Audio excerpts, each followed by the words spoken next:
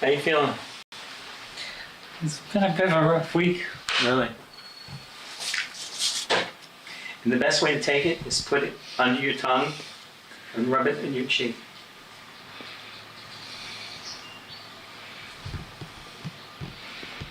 Don't do too much, you're going to be asleep all afternoon. You know what you should do? No, don't try to communicate, just relax. See what happens.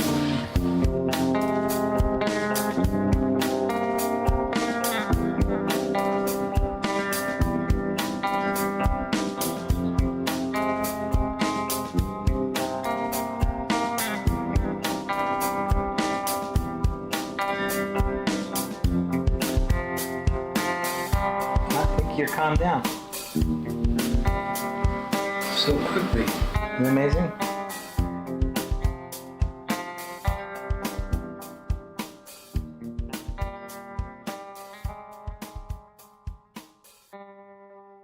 Long time listener, first time caller. Long time listener, first time caller. Long time listener, first time caller. First time Caller. First time caller. After downloading the free Discord app, use the invite link in the description or scan this QR code with your phone to be taken to the Beyond Wednesdays Discord server. First time listener, long time caller. There you will see the Modern Comic Mayhem category on the left with the call-in waiting room. Join that call-in waiting room, set up your camera and your mic, and have your questions ready. Call me now!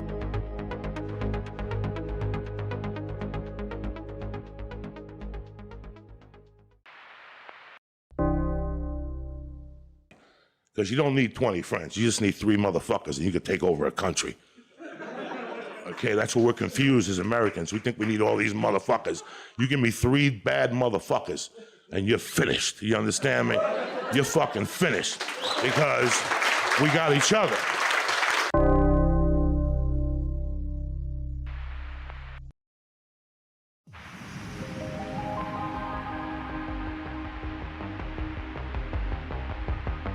The following program deals with a controversial Subject. The theories expressed are not the only possible interpretation. The viewer is invited to make a judgment based on all available information.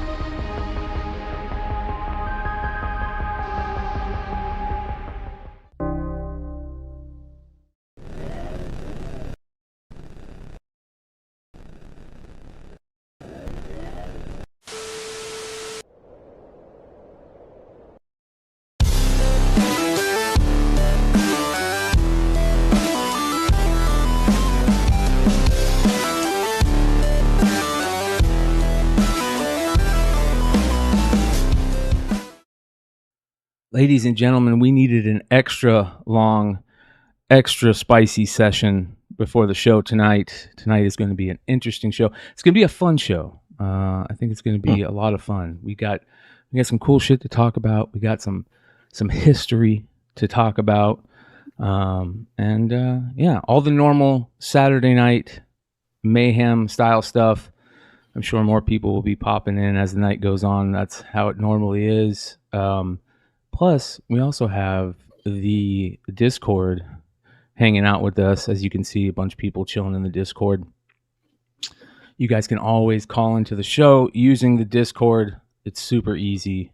If you want to call in, if you want to talk, if you want to share your piece, you can call in. It's very easy. Come to daddy. Exactly. So what's going on, Richie? How you doing, brother? Doing good. Just trying to recoup from a long week at work, and I wish society would change. This whole 8 hours, 5 days a week needs to stop. So if you're a politician and you can make these laws change, please change society to 4 fucking 10s so we get 3 days off. There's a lot of jobs that do that already, brother. I'm sure we can find that. Yeah. I'm sure we can find that. All right, a lot of comic stuff that I want to get into tonight. I got some interesting things to talk about news-wise that I thought were interesting. Some of these things I could have put in the drama report themselves, which is very interesting to me. It's funny how that works sometimes. But have you guys been following the whole thing that's been going on with Bill Winningham No, I losing haven't. Fables. What's going on? So you remember Fables? You remember the comic book Fables? It was a Vertigo book. It was long running, super long running. Bill Willingham's the guy that wrote it and created it, and he lost it to public domain, which is interesting. And I mean, we talk about this every once in a while when like new characters are coming out because of public domain. You know, like Winnie the Pooh was one of them when that stuff happened and all that fun stuff. But now this is kind of like, it feels like the opposite, but it's a big bummer, man. This is a big deal. Is that how the Avengers or the Marvel Avengers went to IDW because of public domain? I don't think so. I think that was a deal between them two. Okay. Yeah. But it says here, Winningham says, as of now, 15th of September 2023, the comic book property called Fables, including all related Fables spin-offs and characters, is now in the public domain. What was once wholly owned by Bill Winningham is now owned by everyone for all time. It's done, and as most experts will tell you, once done, it cannot be undone. Takebacks are neither contemplated nor possible. So he's like, damn, you know, nothing really I can do about it. But pretty interesting, man. It's pretty interesting to see what's going to happen with all this. I heard that there's a lot of creators that are just blown away and trying to figure out ways to help them, I guess, and all this crazy stuff. So, is there any way that you know? I mean, obviously we're not lawyers up here, but I mean, you seem like you're pretty, you know a lot. You have details. Is there any way to avoid like public domain? I mean, do you have to file like restraining orders against it once a certain mark comes? Like, because I think public domain is when you own some kind of property some way, and then after you have it for so long, it becomes public domain, right? Yeah. Well, he was pissed at DC for how long DC was taking to put out his final issues, and it sounds like this was like him kind of just being pissed, right? Yeah. It says here he said that he was firing DC Comics, and that reasons would not be ones we presumed. So, yeah. Bill Willingham released a full statement over Fables, and it went in often very different directions. He is making Fables public domain. That's kind of a big way to throw a fit, but he's just like, fuck it. He's probably getting old, and he's probably like, you know, I don't want to deal with this. As you get older, like I think that shit like this happens, and you're just like, I just don't want to deal with it anymore. Just let's throw it out there. 100.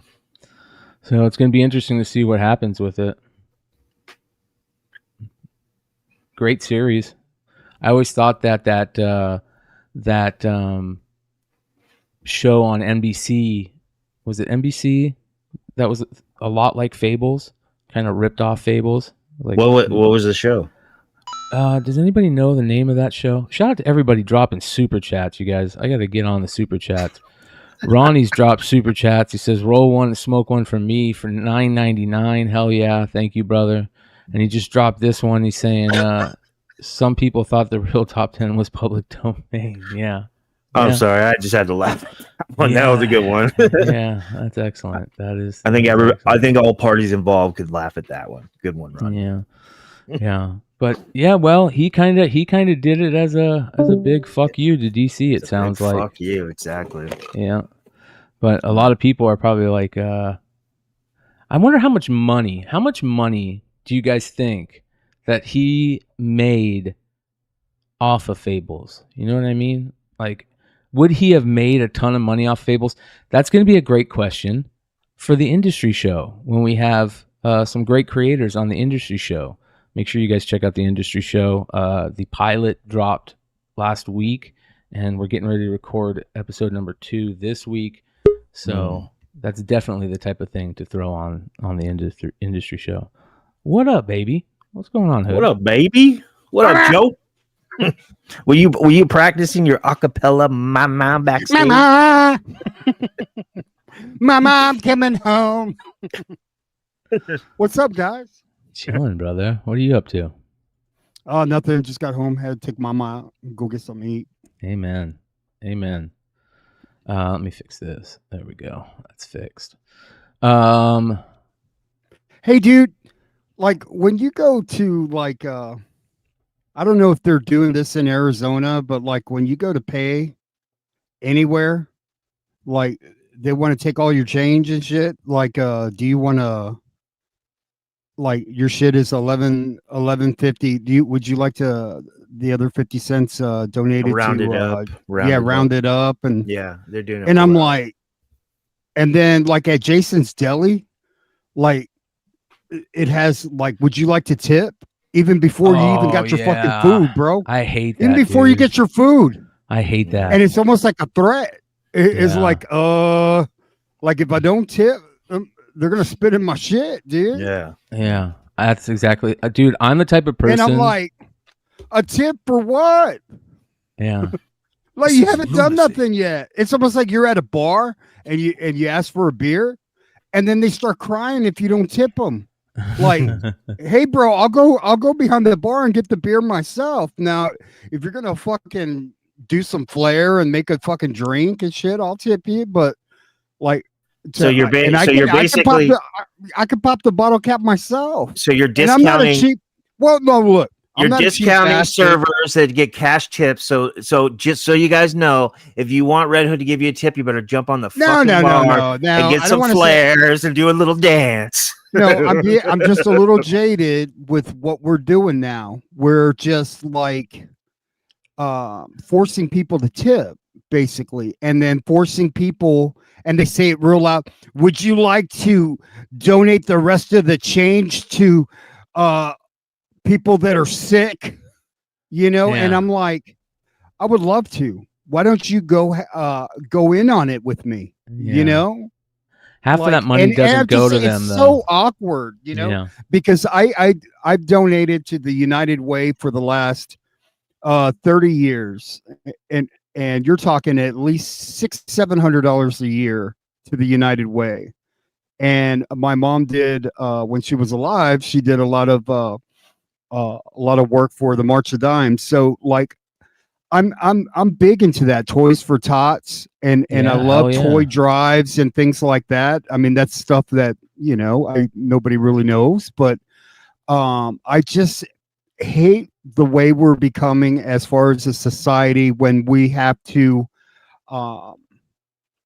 just like force kindness, basically. Yeah, like kindness should come from you're giving the gratitude, like force that, if that makes sense. Yeah, you're giving the gratitude before the event even happens. You know, that's the type of that's your feelings. On that. And Brad's got a great point, man. Pay people more. Absolutely, man. Yeah. You know, it's like at the end of the day, it's all about people, and you need people to perform, and they're not going to perform if they're not paid well. I mean, that's just a fact. Like, you look at writers and actors not being paid well. Look at the product they've put out for the last 3 years. There's a reason why a lot of this stuff on Disney Plus is not good. I mean, put it together, people. Like, this shit is almost like it's done on purpose. Did you hear about this? The content is no good. Like, did you hear about this Bill Willingham's stuff with Fables? Nah, what happened? He DC was taking too long to put out his book. Some of the final issues of the Fables series. So he put the property out to public domain. He said anybody can use it now. Right, because he owned the Fables. Yeah. So, and DC published it for him. Yeah, he said it was creator owned. It was funny how he put it. He said it was wasn't Fables Vertigo? Yeah, Vertigo. So it was DC. So it says Fables is fully creator owned by me, but not creator controlled.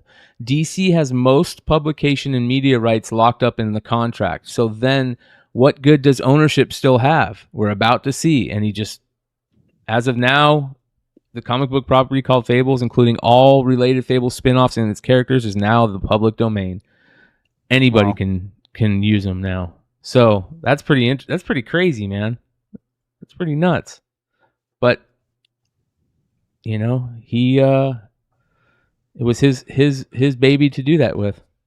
Mm. A long-running series. So what else is going on, man? How do you think the show went last night, guys? Dude, I thought the show was great last night, bro. I thought it was a really fucking good show. I agree. Hey, I stopped by my LCS, bro, and they still had that Obi-Wan book. And hold on, let me. Oh no, here we go. You gotta see this, dude. What? Decor's in the chat too. So I haven't done nothing yet. Hey, look. Hold on. I got the cock issue, bro. I got the pee-pee issue. Look at that. So I wasn't fronting. Yeah. That was a good show last night, man. It was a good show. There was a lot of information that was dropped about each and every book. The Buy the Dip and Almost 10 were great. It was a good show, man. Shout out to House of Stein. Make sure you guys go sub up to the House of Stein. He's super close to 2,000 subscribers. So make sure you guys go sub up. Let me go ahead and drop in there and see how many. I had to hit up Pi Nathan. I said, hey, dude, send me your address, bro. Like, you got free stuff, man. Yeah, he's stoked. I'll send it to somebody else, dude. He's stoked, bro. He's super stoked. Hey, look what I found, dude. Look at this clean copy, dude. Angel and the Ape. Wow. That's beautiful, bro. Nice. It's not a key. There's nothing going on in it. Who cares? There's some pictures, but just a high grade copy of just like this obscure meet Angel and the Ape. That's dope. Remember this, Bryan? This series, didn't they make like a cartoon or something of this shit? I can't remember. In the 70s? Yeah, can't remember. So Stein is at 1,970 subscribers. He's less than 30 subscribers away from 2,000. If you guys aren't subscribed up to the House of Stein, definitely go sub up over there on YouTube. It was a fun show last night, man. It was a really good show. The community came out and really showed their support, which was amazing. Absolutely unreal. Another cool thing was, we hit 1,600 subscribers over on Beyond Wednesdays the other day, and we also hit 250,000 views, over 250,000 views. So shout out to the community for that, man. That's absolutely amazing, dude. Yeah, that other channel that did Hot 10 did pretty good. I think they had 26 likes, so they did pretty good. Yeah. We're gonna get into the history of everything tonight. We're gonna talk about the history of Flipside. I've got a special guest coming on tonight, which is nice. We're gonna get into that, but we're gonna do that towards the end of the show. I got a couple things I want to run through with these guys. That way, so if people don't want to deal with that stuff, they can bounce. But we'll get in it towards the end of the show. So I want to talk about this Rob Liefeld craziness that's been going on this week. Have you guys? Yeah, Liefeld. Oh, bro. Dude, this is exciting. It's excellent, bro. Rob Liefeld is absolutely amazing. He is a treasure, and I hope that he gets his own TV show one day. So first things first, did you guys see this? So he basically drops the information, or drops the image that he's doing a Captain America Sam Wilson variant based on his famous Captain America big-chested, image that everybody makes fun of him about, which is hilarious. He says, I'm game. Yeah, I'll do it. Yeah. He put this out, and he put out, had to get something off my chest. Like, come on, man. Hell yeah, dude. I will definitely like that every time. That is great response. Look at this thing, dude. I love. Look at Sam Tattoo puts this on there. They even Looks got like a he has virgin variant.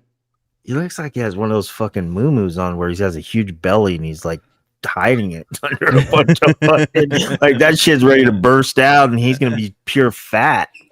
I mean, that chest doesn't even look like a normal chest. It looks like a fucking alien is trying to escape from his fucking rib cage, bro. He's definitely making fun of it, man. He's playing with it.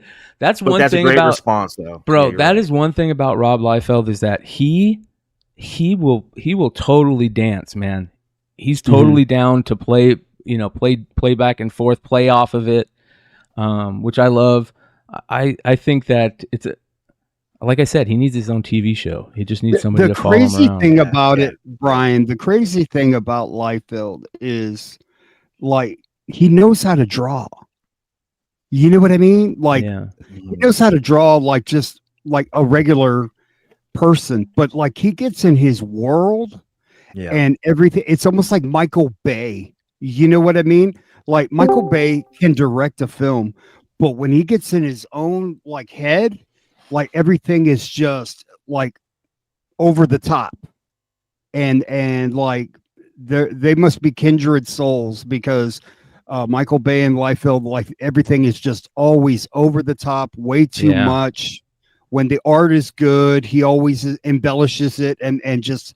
What's going on in here? Hold on. Hello, what's going on? Who's that? Oh, what up, Piercy? Dan Piercy, what's going on? Hey. You're live on the show, brother. Oh, apologies. No, brother. No problems, brother. No problems. You interrupted me, Dan. Hey, here we go. That's why we love the call-in. So you guys can go hang in the Discord and watch and call in live at the same time, just like Dan did. Shout out to Dan Piercy. Old school. All right, so this image, this image that he put out, this new book that he put out is absolutely hilarious. But a lot of people, do you guys know where that image comes from? Yeah, from that when Liefeld went back to Marvel, and they paid Liefeld and Jim Lee like an exorbitant amount of money to do a run, I remember this. And this is what pissed off McFarlane. Yeah, Captain America #6. That's where the big chest comes from. Yeah, that's where it comes from. Yeah. No, that's not where it comes from. There's the Discord, by the way, you guys. It doesn't come from this. It looks like it almost exactly. He did put it on here. It does look like it almost exactly. Yeah, there's right? another one too, Brian. There's another issue where it's. You know where it comes from? It comes from. Hold on, let me find it. I do like the way he draws Cable, though. Yeah. Oh yeah, he draws him really badass. I like that. Yeah, that I remember when that book hit and just people love at that time. Man, people were ready for something different, and it was just you catch lightning in the bottle, It comes from this right here, Wizard issue number 55. From March of 1996. All right. So check this out. There's Jim Lee. Yep. Jim Lee cover on the variant is a Gen 13 cover. I don't remember who did it. But if you look in here, they do a little thing. The art of the deal, right? Yep. Where they talk about Jim Lee and Liefeld going over to Marvel, and look what is on that page. There you go. There. That's where that image comes from, you guys, right there. Yep. Yep. So the one of the greatest images in comics, and it comes from a Wizard. So this is a perfect example. You can find Wizard still polybagged. You can find this issue still polybagged, and with all the goodies. Make sure if you don't find it polybag, make sure all the inserts are there. But, there's so many good Wizards out there to collect that not only have great covers, but also have great cool interior shit. When artists, like really cool artists, would send into the Wizard envelope pages, these right here, every once in a while you get like a famous artist that grew up, but when he was a kid, he sent into the draw on the envelope pages. So anyways, I just thought it would be cool to show everybody where that image comes from. Wizard number 55. Yeah. I think it's cooler to look back and take a look back in time when Jim Lee and Liefeld exited Image, and you know, for the life of me, like, you know, McFarlane was furious with Liefeld, but not so much with Jim Lee. It was more like he was disappointed, but he was fucking pissed at Liefeld. Oh yeah, because of all the other little bullshit that Liefeld did and try and steal artists in their when Liefeld had his imprint, awesome, and he would try and and try and steal like Michael Turner from Silvestri, and so just that constant meddling and overpaying other artists and overcommitting and just set a lot of people back, you know, by broken promises and stuff, and then just to jettison over to back to Marvel, where McFarlane just despised. So it's very interesting. Like, money talks though, and they paid those two guys a lot of money to jump back on those titles. Yeah, dude, big time. I love when you see there's a really good YouTube video. There's a lot of really good YouTube videos about Rob Liefeld, and there's one about the relationship between him and McFarlane that's really, really good, and how their relationship is now, and how they're just that happened so long ago. Here's another interesting one that Jesse just brought up: Youngblood Strike File number 5. But that's like an alien, so I understand that. That came out in 94. That was 94. So that's great. Yeah. I'm not saying that the Image was great art, but like now, like knowing the history that I didn't know before the show, Bryan just kind of mentioned it, but I just kind of just like, but now the way he explained it, you kind of respect it. It's like almost iconic in a sense. Classic. Yeah, because nobody else drew like that. Yeah. So that's where that's Liefeld. And you recognized it. It was just like definitely nobody else. now Silvestri had a unique style, and at one point or another you would get confused, like, who the fuck drew this? But like I think like, I cannot tell you when all those guys just left Marvel what that did to the industry. I mean, it's just it's almost like these guys, when they left off to Substack in the middle of their titles, but they came back, like, multiply that by 1,000. Like, it's like, holy shit. And then the lines that would amass for the number ones for Spawn and Jim Lee's Wildcats, and just it was crazy, man. So, and all those guys were like the main 5 guys that left. They were the top 5 in Marvel: X-Men, X-Force, Spider-Man. It was crazy, man. So if you don't follow Rob Liefeld on Facebook, it's an excellent follow, man. And he had the craziest thing happen to him the other day, dude. Or the other day. This is absolutely crazy. So he broke the quote unquote broke the internet with that new variant that he's doing, right? Mm-hmm. And then this dude comes out of nowhere and says that he created Deadpool, right? He says, "I have a secret." Yeah, I have this guy, this Roger Kiplinger, dude. The I would suggest. Let me grab the link for it. Hold on here. I gotta grab the link for this because, yeah, this is funny, dude.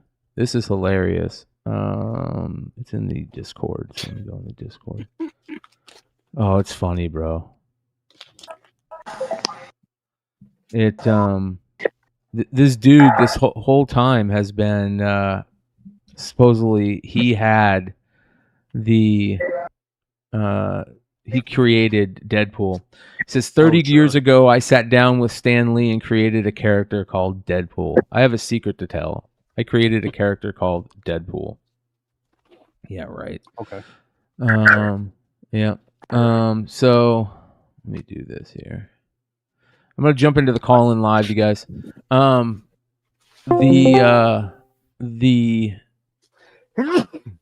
dude. Yeah, you okay there, brother? Yeah. I'm allergic to comics. So this guy decided to say that he created Deadpool 30 years ago with Stan Lee. And I'm going to show you guys, I'm going to try and link. Does he have proof? No. He says that Stan he's told it to Stan Lee, I believe. I'm trying to find the link to it. I have the link and I can't find the link. Let's see here. Hey, I created Spider-Man, just so you know. Yeah. And it was stolen from me. Yeah. Fucking Marvel, dude. You know? Yeah. Let me find where this is. Yeah, so Rob Liefeld came out and said, "Hey all, yet another delusional person who is making up ridiculous lies. None of his lies would stand up to an inch of scrutiny. Thanks for sending this my way. News to me and news to Marvel." Added the 2016 article where Stan Lee says he wishes he had created Deadpool, getting this on the record and moving on. And then he posted a image of all his sketchbooks, right? Which is very interesting. And if you get a chance and you can just read through the comments, they're absolutely hilarious, man. And I won't get too deep into it, but it's pretty interesting to see all these people come out and say that they've created things, but they've waited 30 years to do it, right? Like, that's pretty fucking crazy, dude. So yeah, just being silent all those years, and then all of a sudden, like, I don't know what you're trying to get out of that, because it's like you'll probably get about 5 minutes of attention, but like, and Rob Liefeld didn't create Deadpool. Like, he stole Deadpool. Like, but that's what creators from have done since the dawn of comic books. You know, Yeah. It's like, wait, say that again, Brian. What's the joke? What's the joke? Deathstroke. Yeah, everybody makes that joke all the time. Yeah. That, it was so this is the dude right here. This is the guy, Roger Kiplinger. He says, "I have a true secret to tell the world, and in loving memory of Stan Lee. Happy birthday, Deadpool. Let the roast of the toast proceed. 30 years ago, I sat down with Stan Lee and created Deadpool." 228 comments on this thing, man. okay. People putting went viral. Yeah. Putting the Wikipedia article, all that stuff. So, pretty interesting, man. Rob Liefeld breaking the internet this week.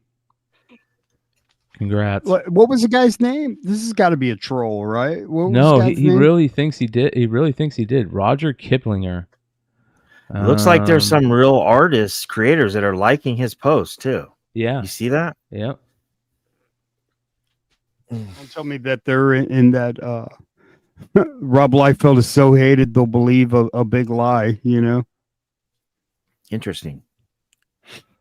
I agreed to the name Wade Wilson as an alias for the identity of Deadpool's assassin name. His real name is Jacob Gunnar Draco, which will be in the True Origin graphic novel I'm currently working on.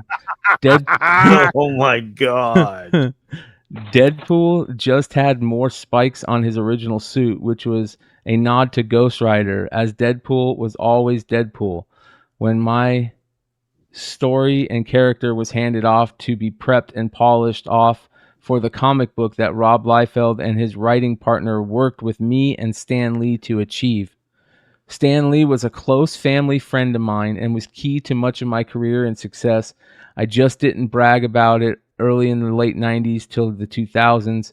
Deadpool was for a long time just an obscure character. Stan did this for a lot of his kids, giving them a foot in the door. Early 2000s, I had a meeting with Stan Lee and actor Ryan Reynolds right when Ryan Reynolds decided to bring the character onto the screen with the X-Men Origins. And again, it's been a journey. So as you can imagine today, a lot is happening. So you'll see soon.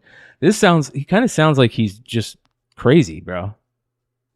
You know, maybe in a manic thing. What if it's not? I don't think it sounds real at all, bro. It does sound manic. It sounds manic. It sounds like he's... I hope it's not. I'd like a little controversy. You know what I mean? I hope... Drama! Yeah, dude. A lot of people posting on it. Yeah, man. Yeah, I think this guy is out there. So yeah, Liefeld responded and said, "Yeah, this guy's a wacko." And then at the same time, he put up this post: 30 years of sketchbooks. All my ideas, concepts, layouts, characters, designs all originate in the pages of these sketchbooks that date back to 1993. So here's where all the gold is when Rob Liefeld passes away. It's going to be all in his sketchbooks. What's up, Jesse? Look at Jesse has to say. This is a pretty good comment. That was JLS. true. He would have been, he would have been going after the movie money. He's just clout chasing to sell his book. Yeah. Yeah, I know, but wouldn't it be cool if it was true though, Jesse? So we could talk about it on the show and have a massive drama alert. I don't think it's true, but I think it's funny. I think that Rob Liefeld he's a gem, dude. Like I said. What if he had like a videotape from the 90s and it was all grainy and everything and him and Stan Lee? And I think I'm going to call him Deadpool. What do you think, Stan? Well, you know, there's that controversy with like that guy that sent in the thing for Wolverine and sent in the thing for Venom, you know, and they like the one guy in the Foom issue that is the Wolverine character that the guy sent in. That's why that issue is so expensive. It's got the prototype of what issue is that of Foom? Foom 10? Foom 10? Is it 10? No, that's the Uncanny X-Men. Foom, Wolverine. Yeah, Wolverine contest. So this is it right here, dude. This is crazy. So if you guys never heard of this story, this is nuts. This was a character. It was in Foom number 2, right? And they asked people to send in like their own character ideas and stuff like that. And this guy sent in a character name. It says name Wolverine, right? Oh my God. Real name unrevealed. Nobody knows, right? Identity and class: extra-dimensional, human, android, or cyborg. Occupation: nobody knows. Group membership: none. Affiliations: none. Enemies: none. Known relatives: none. Aliases: none. Base of operation unrevealed. Nobody knows, like, you know, remember for the longest time, nobody knew where Wolverine came from or knew his name, knew his origin until Quesada did the origin stuff. So powers and ability: he appeared to be some sort of cyborg possessing unknown mechanical organs and steel hidden beneath his artificial skin. Any powers this Wolverine may have had are largely unrevealed and speculative. Created by Andy Olson. That's crazy, man. In Foom magazine, Marvel announced a contest to create a new hero or villain, with the winning submission to be chosen by Stan Lee. Crazy, right? And then everybody knows, if you don't know, there's a story about Venom where Marvel did the same thing, right? Didn't they have a contest for a character, and a kid sent in the idea for Venom, and was it in the idea for the black suit Spider-Man? The black suit Spider-Man, yes. Where did he send that into a comic reader or something? Or No, he sent it. Comic reader, right? Let me see. I here. thought it was something like that. And they paid him like $200, some shit like that. Oh fuck!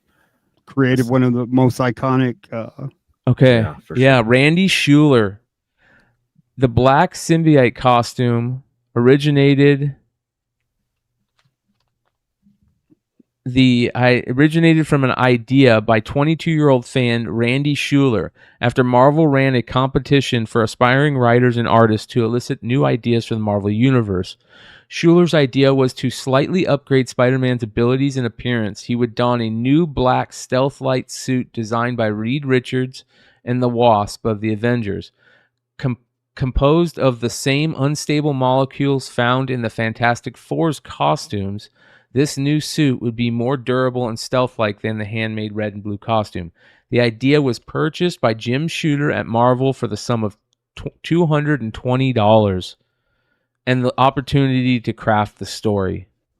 That's crazy, man. $200? You got a deal. Back then, man, that was like $500, bro. Jesus. That was a lot of money. $500. That's hey, bro. If I was that guy, I'd be crashing cons and shit like that. Yeah. You know what? I kind of want to get my Secret Wars signed by him, dude. The original creator, dude. The OG guy. Yeah, I wonder if he's doing that. They should solicit him and see if he wants to like be at cons. And he's an artist. I mean, he probably still doing stuff. I mean, he created. Nothing could take away. He manifested the idea, right? If that's the thing, he came up with the idea. Yeah. Well, what about the guy that says it? Well, what about the other guy that says he created Deadpool? Should he show up at cons, especially when Liefeld's there? Man, dude. Oh, square off, baby. You know what? Like, I've never heard this story, but I have a feeling that we're gonna hear it more about this. Listen to this. What up, Blue Green? How you doing, brother? Tony! What up, Tony? It says Marvel will finally print Randy Schuler's original Venom story in August. This was in 2019, so they must have printed it somewhere. He must have came up with an idea for it, and okay, yeah. Jim Shooter liked the idea, and the rest is history. Sensational Spider-Man Self-Improvement #1 by Peter David with Randy Schuler and Tom DeFalco. In honor of Marvel's 80th anniversary, we're uncovering a hidden gem. Fan Randy Schuler submitted an idea of Spider-Man donning the black suit before Secret Wars, but his story was never printed. So we tasked Spider-Man legends Peter David and Rick Leonardi with bringing it to the light. Then then there's another story. So here it is right here, man. Spider-Man, Sensational Spider-Man. Is this coming out or it already came out? It already came out. Man, I didn't hear anything about this. That's crazy. Pretty cool, right? Fuck yeah. I mean, that's like a must-have. Yeah, for sure. Here it is right here. Shout out to Cover Price, you guys. If you guys aren't signed up at Cover Price, I suggest you do. It is one of the best tools for comics. Dude, that's an important book, man. Right? Jeez, I didn't even know about that. Is that the kid's art? Is that the guy's art on the cover? No, the guy just came up with a story. This is Bagley on the cover. Yeah. Okay. All right. But wow. Yeah, dude, that's super cool. Yeah. Yeah. Check it out, you guys. Go pick one up. Let us know what it's like. I wonder if they're hard. They're probably easy to find. They're probably all over eBay. When did they come out? Last year or what? 2019. I was playing FOC game and I don't remember that title at all. Man. Yeah. That's crazy. Okay. All right. I got some other fun stuff to talk about. Did you guys see that they killed off, or they're killing off, Moon Knight? We're getting another death. Yep, I saw that. I couldn't believe it when I saw the early solicits. I go, oh, okay, so they're gonna backtrack what they try to do with Kamala Khan. Okay, the other side of the Kamala Khan thing is turning out to be okay because now it's gonna be canon, I guess, because she's a mutant now. Well, now they're gonna kill off Mark Spector, Moon Knight. What is happening here? Yeah. And you know, I was on a show, Comic Man Andy's channel, Comic News Weekly, the other night, and we were just talking about the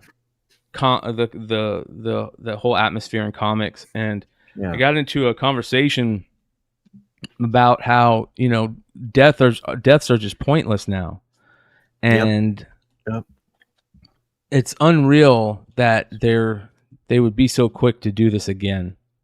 You know, your writers come up with better ways. There's got to be a more a cooler, intricate, cool thing why they're not around for a little while. You know, if you want to start a new character or something, or if you don't always have to kill them off. You can come up with better. Well, this ideas. right here, that I agree with you 100%. And this right here, when it stuck out to me, I didn't see it on Bleeding Cool. I saw it on the solicits. But when I see this and I saw it in the solicits, this is the only thing that hits me. Publicity stunt. Yeah. Publicity stunt. What's going on at Marvel? Yeah. Have him lose a limb. You know what I mean? Don't kill him off. Just like have him, he gets his arm cut off. Yeah, give him a new power. Yeah, something. Right? Yeah. So he's just going to go and fight Black Spectre, and they're going to have their final battle and all that stuff, and yada, yada, yada. But then they have this coming, it looks like, which looks cool as hell. I'll give him props for that. Look at that. That's badass. So this is what's coming. It's called Vengeance of Moon Knight #1. After the death of Moon Knight comes his vengeance. Starting next month, readers will witness Mark Spector's dramatic final moments play out in Moon Knight 28-30, but writer Jed McKay and artist Alessandro Capuccio's mission is far from over. At the start of the new year, the acclaimed creative team's bold era of Moon Knight enters its next phase in Vengeance of the Moon Knight #1. Over the course of 30 issues, they have revitalized the Moon Knight mythos with the introduction of the new Fist of Khonshu, Hunter's Moon, the return of Moon Knight's arch enemy Black Spectre, and an exciting new calling for Mark Spector at the Midnight Mansion. Now this blockbuster run reaches an explosive turning point as the pieces fall into place for the Moon Knight's ultimate demise. When the dust settles, a new avatar of Khonshu's wrath will awaken, complete with a new look and an unquenchable thirst for battle. There you go. He looks badass. Yeah, he does. I like that new look. I wonder if they have carte blanche to, if they see the story kind of like evolving into something, he actually comes out of it alive and surprises everybody.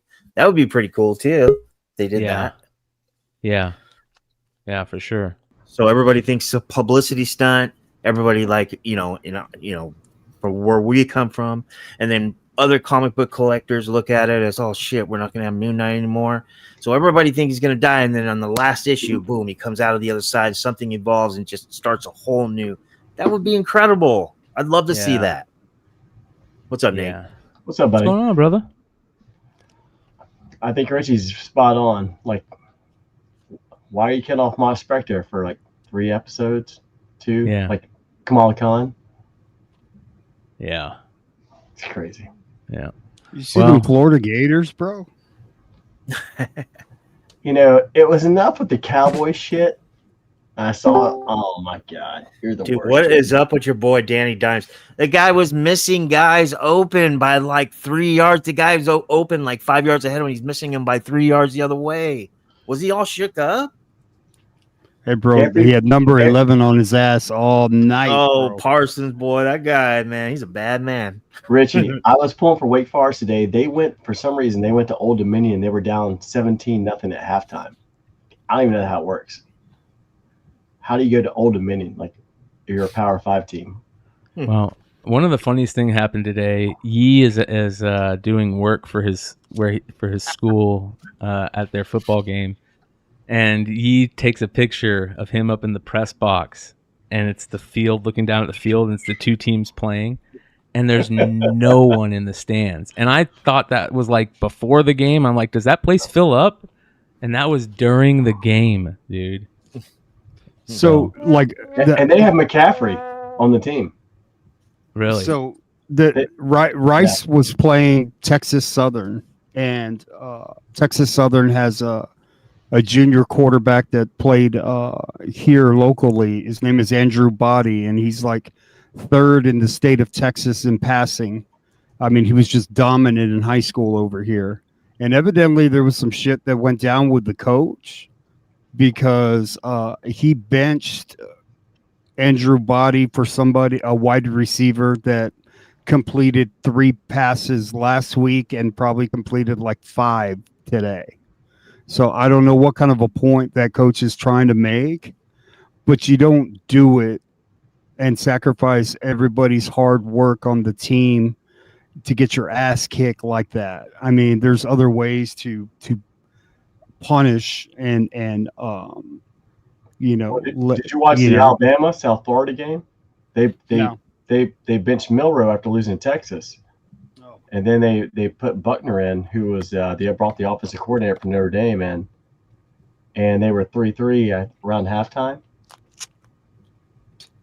And I have no fucking idea what you guys are talking about. I know, neither do I. So I'm gonna move on. Hey, did you guys see a couple new books that have been dropped by our friends of the family, friends of the show over here? Shout out to Bird City Comics. They've got this Zatanna book that they're dropping. Yeah, limited to 1,500. Ariel Diaz cover. Friday at 7 p.m. Beautiful cover. That is nice. Yeah, I agree. It is beautiful. And then not only that, shout out to our boy Drew at Want Comics and Big Clutch. They got this sick Transformers #1 variant by Maria Wolf. Yeah. This is like foil too. Look how badass that looks. Yeah, he looks dirtier than you would ever see Soundwave. Like Soundwave is always almost clean and pristine. I'm always beside Megatron. Like this one, he's doing the dirty work. Yeah, that's badass, dude. The foil. Look how good the foil. What up, brother? Is that you, Anthony? What's going on, man? I didn't know how this thing worked. Well, now you figured it out. Now you're live on the show. How you doing, brother? I'm great. First time caller, long time listener. Man, I'll tell you what, Anthony's the only one that's ever gotten that shit down on the first try, bro. Yeah. You just gotta click the buttons and read the directions. 100. So yeah, man, we were just talking about your Zatanna book. Beautiful, dude. bro. What great timing is that? Yeah, that Zatanna's sick. Yeah, it's gorgeous. So, can you pick this up at New York Comic Con, or is this going to be before that? Oh man. Okay, so I'm hoping to have it for New York. I'm going to start advertising it here soon, but I leave for New York on the October 11th, and they told me I'll have my shipment on the 10th. Like to me. I'm like, great. So I get a day to package it up and get it in the mail. Jeez. Well, the mail's never late, so you're good. Oh man, you should see the emails I'm sending to make sure I get it. So what if do you have anything else going on for New York? Oh man, so this is one of 3 Zatanna covers. You guys, I can give away some spoilers. So guys, this is the issue 15. Everybody remembers it because it's the Adam Hughes cover that everybody remembers. Yep. From that run. So it's a reprint of 15, but I didn't want to do it the way that other people have released these reprints. So what we're doing is we're doing a little tour of Zatanna's her costumes. So this one by Ariel Diaz is basically it's her OG costume. Yep. So I believe, what do they call this? The I had it. What am I thinking, Brian? Brian, you always know what I'm thinking. What? I don't know what you're thinking. Like which costume? This is the her Justice League costume. Sorry, Justice League costume. Okay. Then cover B is going to be by a completely different artist, and it's going to be her Justice League New 52 costume. So the book you're talking about, the book that you're talking about that you're kind of homaging is the Adam Hughes Zatanna number 15. Right, because you guys know when people were doing those, like the foil reprints, I know we've seen like the Supergirl Adam Hughes where she's sitting on the comet. Yeah. Well, instead of doing one cover we did 3 covers, so 2 artists on original concepts, and then only the small back end is going to be the actual foil reprint of the Adam Hughes cover. Nice. And we're going to, like I said, it's going to be a tour for her costume design. So we got the Justice League costume. Cover B is going to be New 52 costume. And then cover C, of course, is going to be the Adam Hughes classic. That's awesome, bro. So it has a little more meaning, a little more oomph when all 3 are lined up. Are you going to have, when are you going to have those in your hands, you're thinking again? Around New York? Yeah, so I should have them October 10th. And if I get them on time, I'm going to ship them with me to New York. Nice. Can you buy all 3 at once, or how are you going to package them? Yeah, we're gonna do some combo deal or something like that. Okay. We're gonna release each image one at a time. I'm collabing with Hive Comics on these, so we're gonna roll it out kind of cool and give you guys a little taste leading all the way up to the main event. Yeah, shout out to the boys over at Hive. If you guys really want to get in on these when these things drop, do yourself a favor, sign up for the text list. Yeah. That is on the post. That a lot of people tell me they love this. I get texts all the time now from like 5 different comic creators and comic retailers because of these things. They really help if you guys are getting kind of screwed with sellouts and stuff like that. So yeah. Well, we're gonna have that for New York. I've got 1, 2, 3 total comics for New York, and I got some doozies. I got a Transformers book too. Oh, cool. Shit! Nice. Yeah, mine's Optimus Prime. Hector Trunick is the artist on it. If anybody is a big fan of like Gundam Wing, he's real popular in like Gundam style art, so he was already big into mech art anyway. Cool. That's sick. I'm gonna shoot you my poster board here that I'm making, Brian. That's got all the books on it. Don't share it, but so you can see and react. I know some people know this, but I'm really good friends with the owner of Gold Key Comics. He now owns that branding, and he's sending me to New York with a Gold Key exclusive just for that show. Yeah, that makes sense. That's interesting. Yeah, and then we got one more book I'm gonna drop here soon and show you guys some art. But yeah, Brian, check your phone. Let me know what you think. That's the full lineup right there for New York. All right, sounds good, brother. Hey, speaking of Zatanna, my actual tab is open. I'm looking at Hawkman 4s on eBay. I've been looking for them all day today. So very cool. And what's funny, we thought about doing the Hawkman 4. I mean, only people in the know that's a Zatanna first appearance. But it's I don't want to throw shade, but it's a very when you look at it, you're like, all right, that's not a great cover. I mean, he's fallen to his death, even though he has wings. Right. Yeah. And Zatanna's attached. So I was like, I thought about going that route, but I was like, let's go with the covers people know and love. Yeah. Right, for sure. Yep. It's good shit, brother. Hell yeah. All right. Well, I'm going to let you guys go. I'm going to keep watching the rest of the show. Joe, don't get too excited about the Cowboys, okay? It was only week 1. Hey, the Giants are coming to Arizona. Simmer down. They're done. Yeah, anytime my face faces east, it gets warm because I know I'm looking in Joe's direction. He's getting too hyped up over the season. This is how they pulled me in, dude. You know what I mean? This is how the Cowboys get you, dude. Yep. They go, look at what we can do, and then they die 6 games in. This shit just it doesn't seem real to me, man. Like the 40-0, it shit just doesn't. I mean, can they be that good, or are the Giants that bad? I just think the Giants suck, dude. Yeah. You know what I mean? It's hard. I really just don't think that quarterback is any good. Again. Yeah, we got the idea. It's been a long time. I hate to say it, but Big Blue is a dumpster fire all around. They need to revamp that entire fucking franchise. Excuse my French. Yep. Not with that old man there, bro. No. We're the Dallas Cowboys. It's week I'll tell you boys. this: if the Dallas Cowboys going to make a run, the Dallas Cowboys, if they're going to make a run, Dak needs to go into the office, hand in his captain's patch, and just focus on not screwing up as opposed to being a star, because the rest of that team will carry him. His name is Dakota. His full name is Dakota. That's what it should be called. Because that's where he plays during the playoffs, way over here, North and South Dakota, because he's not around like anything else where he should be in the playoffs. Let me tell you, it's so hard to talk shit about Dak because his godbrother. It's not that hard. It's not that hard. His godbrother works for me, and he always comes up to me like when the Cowboys lose, He goes, That's a lot. See the game? You see the game? And he's a big black kid, man. He goes, did you see the game? Yeah, man. Tough one for Dak, man. You know, where I just wanted to. He fucking sucks. He fucking sucks. I like Dak. See, he's not even Mark Rippon level right now. Like he needs to work to get to Mark Rippon. Yeah. Hey bro. guys, I got a lot of comics to go over with you guys here in a second. I'm gonna go grab a drink real quick. A drink real quick. You guys, you could tell the cotton mouth is getting to me. He's downstairs, Brian. Yeah, I'll be right back.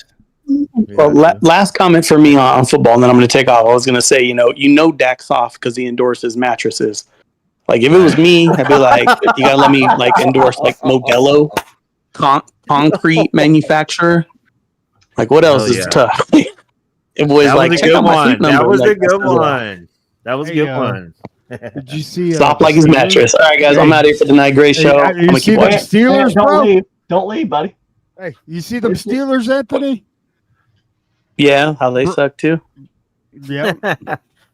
It's all about the Yeah, Rams. do you see how my Cardinals stuck in that game? My Cardinals stuck in that game. They were there. The Cardinals have no quarterback, brother. Oh my God, Josh!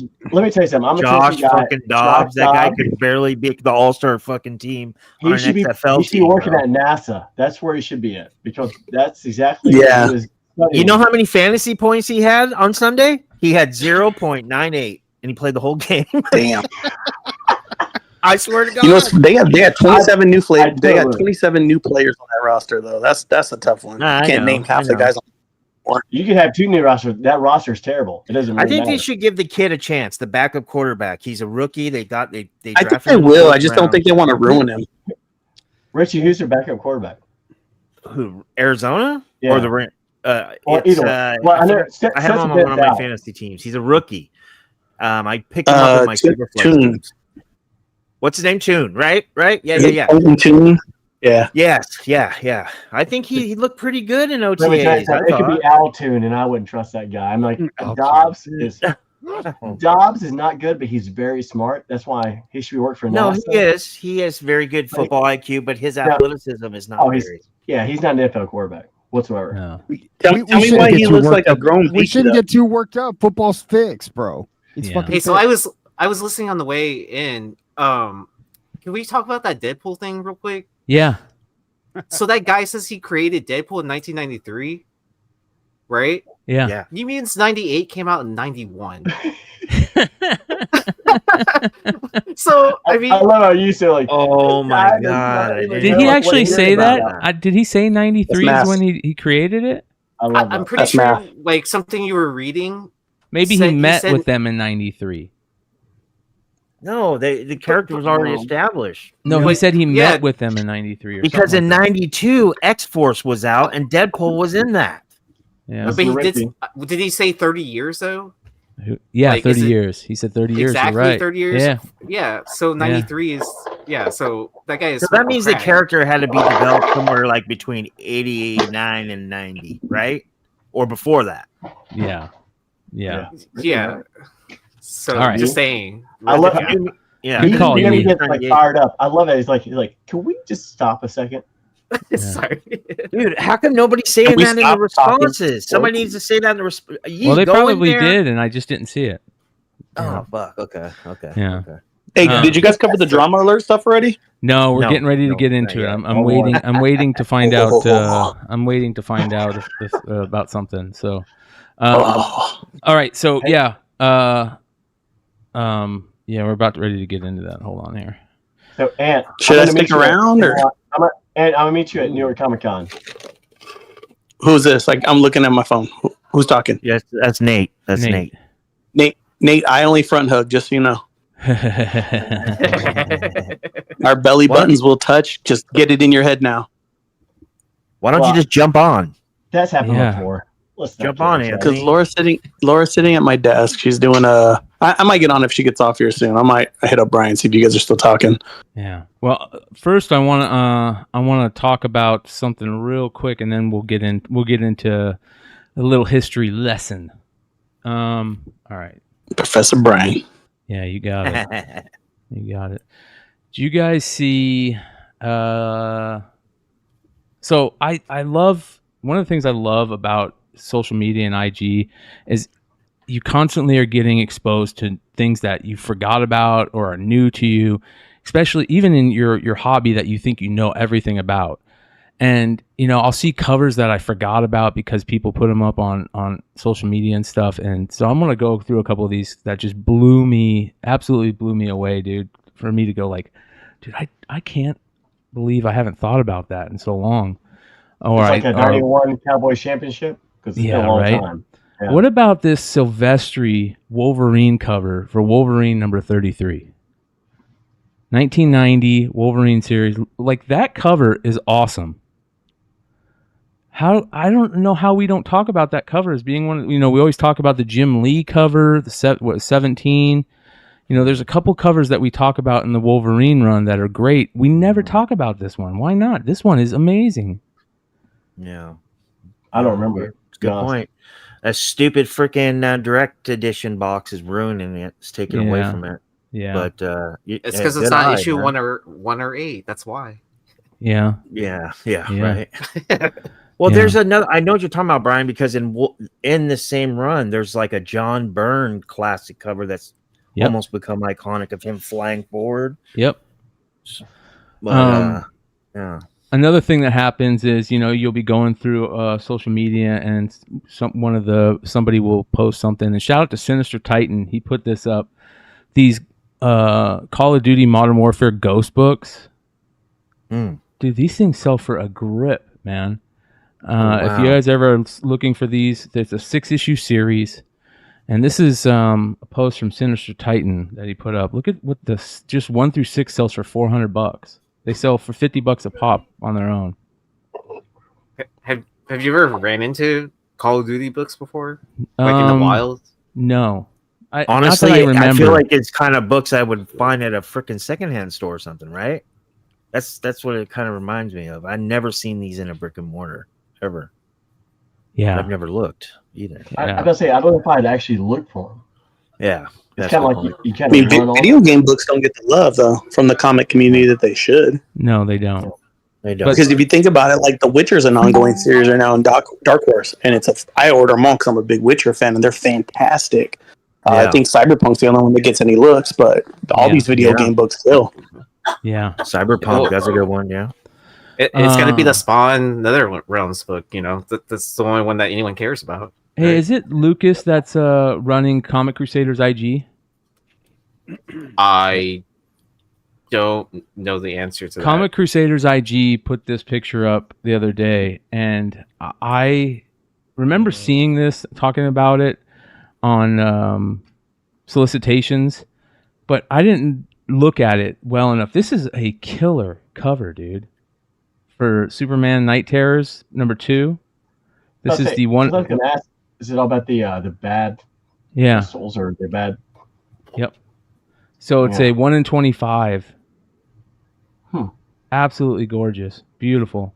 So August 16th. DC's crushing it on covers and ratios. Yes, you're right, dude. They are destroying on that.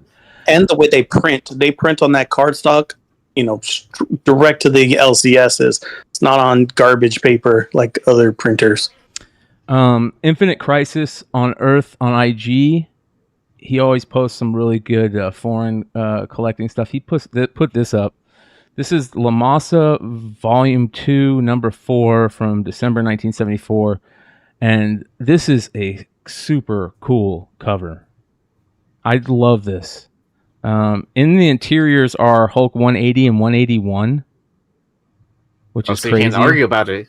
Yeah. You can't argue about it, right? Exactly. It came out in 74. Super interesting. I went to, I think it was, right here. My Comic Shop. So it's from the second series, Volume 2, number 4. Really, really cool cover, man.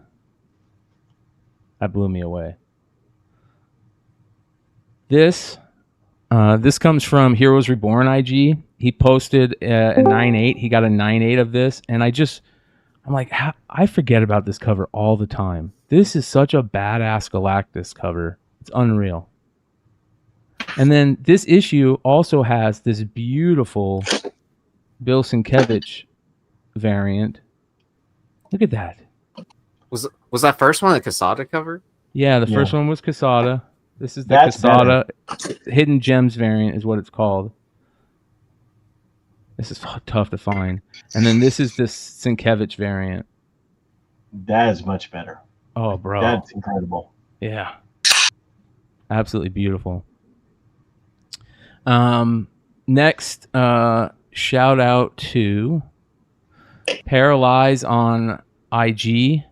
He posted these. He said they're not mine, but they're ideas for when he gets his done. And I remember my buddy Kyle had been wanting to get his Amazing Spider-Man 36 done like this by the different artists, and I never realized like how intricate they make it. I thought they just do like just a couple little buildings, you know. But look how intricate these are. This is unbelievable how crazy they can get on these covers. This one's badass in the eye. Oh wow. I mean, look at that. Oh man. No, that is fucking. You know what? I need to get you in touch with one of my buddies. All he does is deal in like CGC signature series stuff, and he's got a ton of these black cover, Twin Tower, and he super thinks out remarks before he goes and gets them because he resells them all. But yeah, he showed me a bunch of these, and that's such a great idea. Yeah, it's really cool. Ooh, man. And a newsstand one. Look at that. Yep. So that was really cool. Shout out to Paralyze on IG. Give him a follow. This is dope.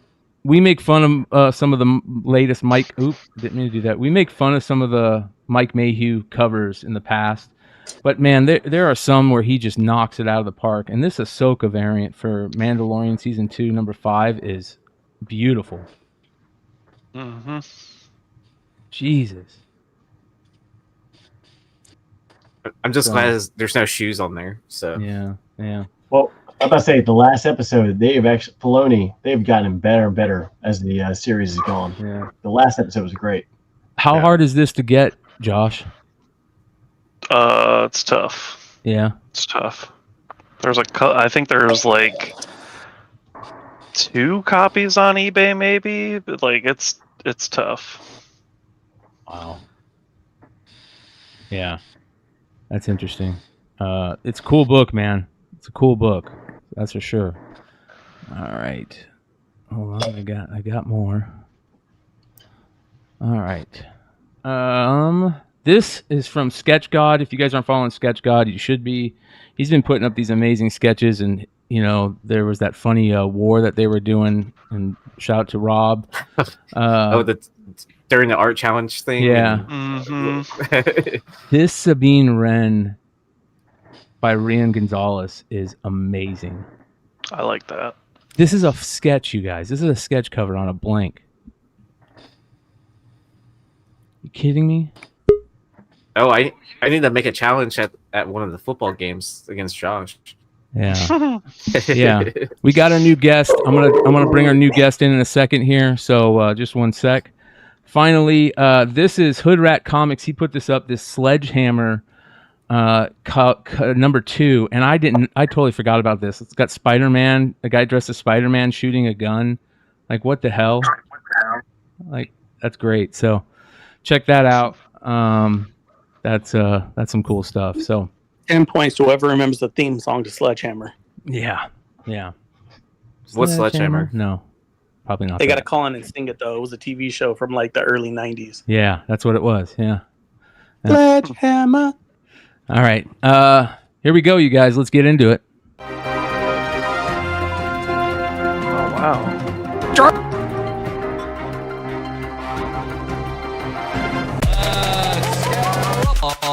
Into the into the into the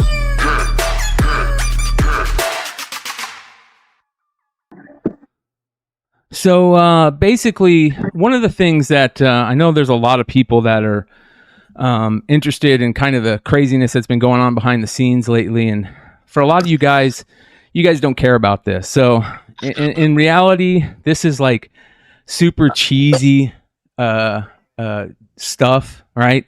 I'm letting everybody into the crazy world of behind the scenes comic book speculation YouTube, and the most wives of the people who are in this will tell their husbands that they're worse than chicks in high school. So it's actually really cheesy. But so if you don't care about this, we'll see you next show, you guys. Much love to you. But I think the way that I wanted to deal with this is I think I want to give the people the history of like where we come from. And by we, I mean me, Hood, Nate, Yee, Josh, so many of us, where we come from. And I think that's the best way to do it. And just to explain it all on how it all started. And this is a history lesson. And we got a really special guest. Ladies and gentlemen, let's welcome in the CEO of Flipside. Boys. Oh, shit. Yo. Yes! Yo. At last!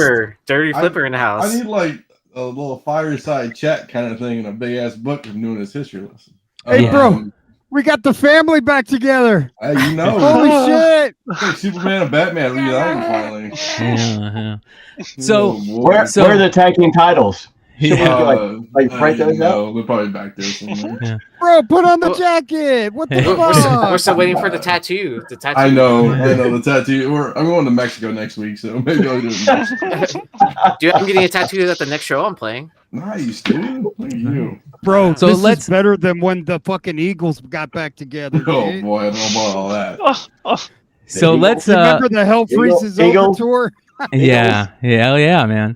I'm going to start it off with kind of the beginning history. Now, what I'm talking about, you guys, happened in the early to like the mid 2000s, like the aughts. You know, when did CBSI start? The G Plus page. Like for me, it was like 11. I remember it was like 2011 November. 2011, like, 2010. It was like Thanksgiving, and my cousin was in it, and he was like number like probably like 50 or something somehow. Mm-hmm. And it was Thanksgiving. He's like, "Hey, you should join this G Plus group." I didn't even know how G Plus was. He's like, "You can make money doing comics, which is cool, but you're smart and you like comics, and it's like a good time and a good group of guys." And basically, that's what it was. So it had to be like 2011 sometime. I don't think it was like 6 months before I joined, or 11 months in like New Year. So I'm gonna say probably 2011, probably like that time frame. Yeah. So that's about the same time for me. I got back into comics because I went to, I forget what it was. I went to I was trying to get back into cards, and I went to a church rummage sale, and there was a guy selling books, and that's how I got back into it. And I was at work one day, and I'm just messing around like we do at work, something when there's nothing going on, and I'm searching comics like that are selling for money on eBay. And I used to go on the CGC message boards, and somebody had posted the CBSI stuff. I want to say it might have been Sleepy or Jimmy Linguini or one of the guys. It was one of those two guys, probably. They were like the man when it came to all that. Shout out Yanni Gogolak and Jimmy Linguini, man. Old school CGC message boards days.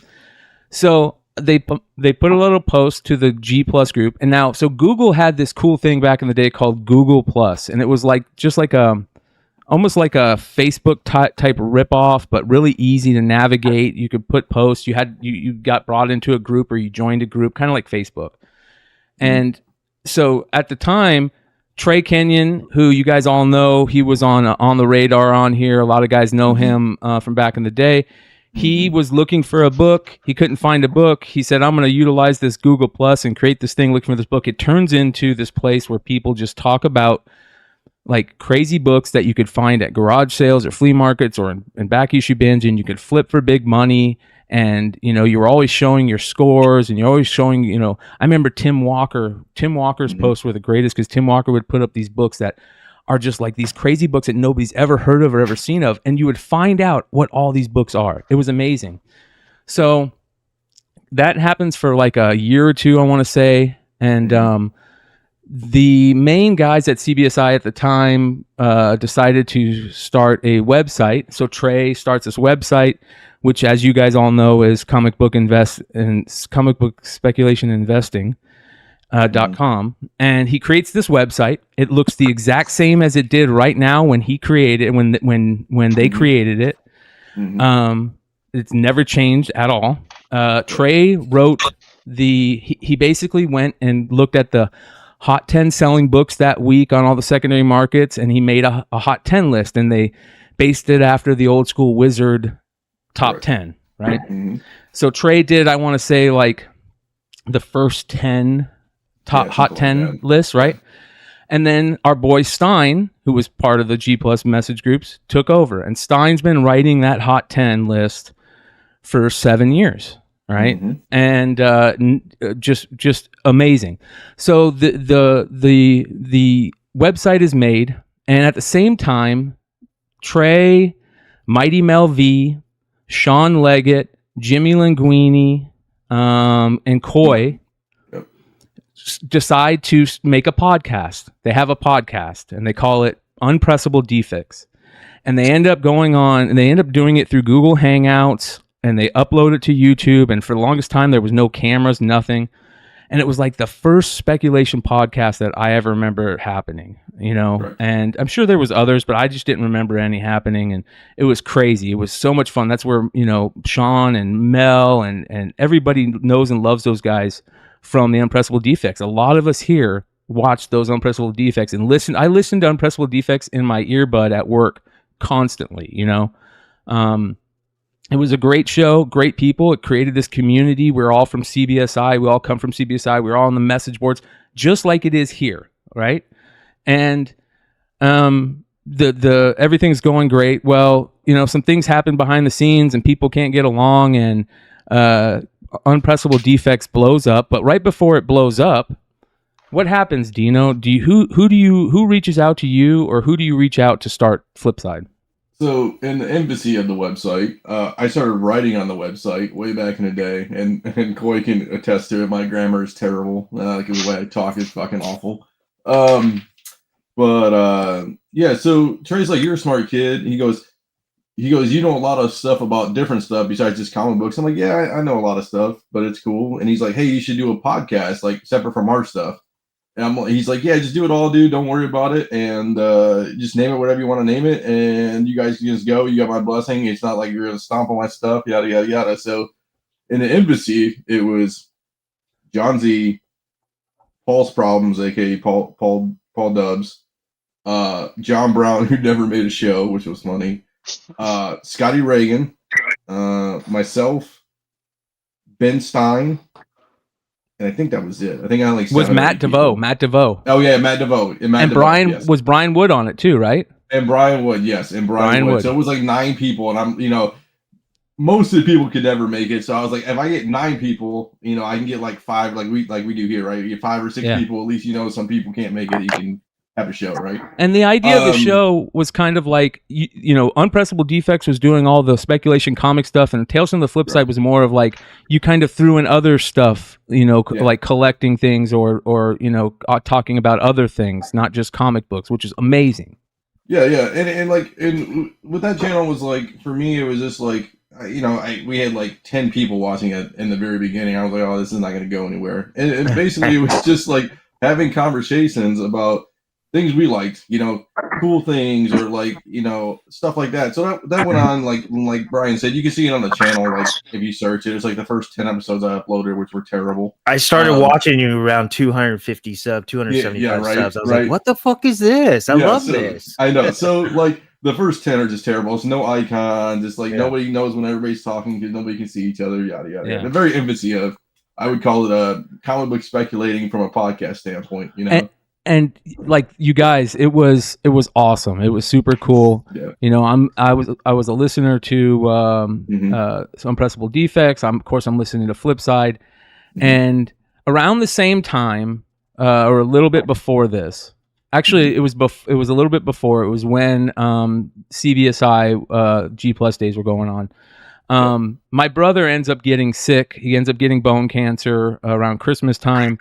I talk about it on on the G Plus board. I tell Trey about it, and Trey immediately puts together like this group of people to send out care packages, because I was asking like some good trades I could get my brother that he could read that aren't super long, because he was in chemo all day, and I ended up getting this box. I mean, it was the biggest box, and it was full of trades, and it was from all these guys, all the Flipside guys, all the people in the beginning, and all this stuff. And so I started becoming friends with them. And I remember like early on in the Flipside shows, I think it was probably like the first 15 shows. Within the first 15 shows, you said, hey, if there's anybody out there that's listening that wants to come on and jump on with us, let us know. And so I just come on and I jump on with you guys, and we hit it off. And so I start working with Flipside. At that time, I had just started the Bogcast, which was my podcast I do with my best friend Keith on YouTube, and I think I was also helping out with the Absolute Geek guys, which are Matt from Absolute Geek and Kyle, Solo Wookie, and Jose at the time over at Absolute Geek. So I'm doing like 3 new shows all at once. I've never been on a show. I just love it, right? Yeah. And it's great. It's going amazing, right? So then what ends up happening is Trey kind of has a epiphany, and he says, I don't want to be part of this anymore. He decides to sell the website. Correct. And the person that buys the website is Ben Kalis, Mellow Fellow, aka Ben C. The guy, he goes by Mellow Fellow. He's all the CBSI accounts. He runs all the different CBSI accounts, and he's also comic book exclusives. He buys the website and just kind of takes over. Now, what the website is the CBSI is a great website. Don't get me wrong. There's great people that write for that. There's all these cool articles. CBSI started off like with these cool articles that turned into like segments for a lot of people. So it's just people writing these articles about books and about things. And so we kind of, at Flipside, we kind of go to Ben C, Mellow Fellow, and we kind of say, hey, we would love to like be CBSI's YouTube channel. Do you want to team up with us and be CT? And he's like, no, I don't care about YouTube. You guys can do whatever you want. Yeah. I think what was his words? They were like, it was almost exactly like that. Like, He goes, as long as it doesn't disrupt the website, because he's more worried about the website kind of thing. Us, whatever you want to call us, the channel can do whatever it wants because it's YouTube and it doesn't matter anymore. Yes. Like YouTube, and this is like YouTube embassy. Nobody knew about ad revenue. Nobody knew about any of that. It was just a YouTube show. Yeah. So we start, we all come from CBSI, the original boards. We feel like it's a big part of us. A lot of us still have that. It was an important thing to us, and we really felt like it was a great place, and we felt like it was and it was blowing up, and so was comic book speculation. This is right in the middle of the heat of the second speculation boom. Retailer exclusive variants are starting to come out. People are making big money flipping books. People are, quitting their jobs. Like signing companies, like people were doing like Matt Saltzman. Matt Saltzman was on the board forever. He started Trinity Comics. He was doing like signings for people, like giving books and doing signings. Like that was unheard of before. Like it was just, like you said, a boom of services too. Pressing was just getting out of control. Yep. So, so we start, we brand with CBSI, and we start, coming up with ideas like, hey, let's bring over some of the CBSI writers to do segments during new shows. We'll try to have a show on Tales from the Flipside channel. We'll try to have a show a night, at least a show a night is what we thought was like one of our main goals, right? And in the beginning, because it was like I was only doing one show a week. Like it was one show a week, and we're like, how are we going to grow this kind of thing? And it's like we realized you got to have more shows, you got to have better content, you got to have graphics, you got to have videos, you got to have all that. Production, I guess you would call it. Yeah, and so everything's going great. We've got a bunch of people that are having fun, and we have the Monday show, and the Monday show is just killing it. We decide to start branching out and doing other shows. And by the way, you guys, here's the great thing about this. Like, I've never deleted a video in my life. Yeah. Every single episode is all up here. So if you guys don't believe like this stuff happened, you can go watch it. Like these are the receipts right here. Yeah. So we start doing extra shows, and it's going great, and we come up with some really good ideas, man. And at some point, I know when it was. Jimmy Linguini was doing a show called Comic Book Wars. He had this guy on the show called named Nico, and he also it was a good show, and they blew up. And I think John Z had met Nico before or something, right? Yeah. So John Z met Nico out in Pennsylvania one time. Yeah. They were doing a show or a Comic-Con, or maybe it was Ohio. Maybe it was one of Harper shows in Ohio. But yeah, they met each other. And then Nico, I was doing my Robert Hack collecting. I'm way behind, but he sent me like a Robert Hack like autograph from because he doesn't leave Pennsylvania. Like there's a con like 2 blocks away from his house. That's the only stuff he does, and he doesn't like go to San Diego or anything else. So he met him, and I got like this little package in the mail. It's a Robert Hack signed book. It was dope. So yeah, so we bring Nico on, and it's cool, and Nico had a lot of great ideas, and it's like, us, it was like we're kind of stuck in a rut kind of thing. Like, what do we really do? How do we really expand it? And how do we get more people involved? Yeah, we start brainstorming. We start coming up with these cool ideas, and everything's going good. Yeah. Nico joins Flipside right around this time. Everything at CBSI is going great. For those of you guys that don't know this, there's a lot of people that got their start at CBSI at this time. Bolo, Simple Man, us, just a lot. Rena, Morello, Stein. A lot of us come from that time. So Kalis buys the website. He starts working with Bolo to figure out ways to do the same thing, to make things, come up with new ideas.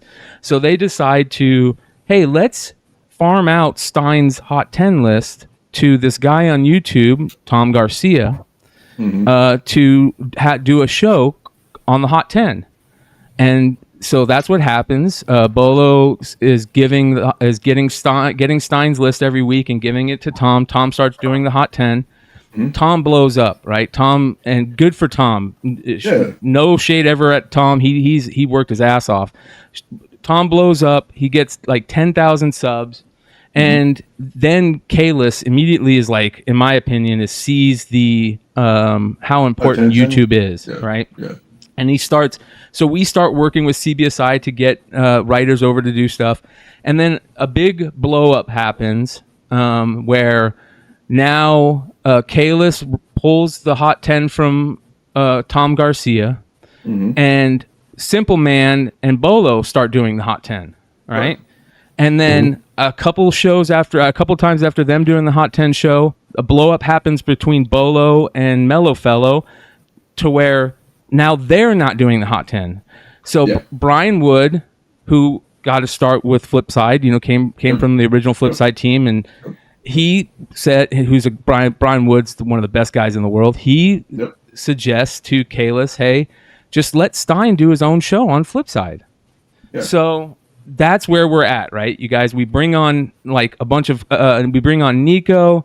We start doing the Hot 10 over there. We're cooking.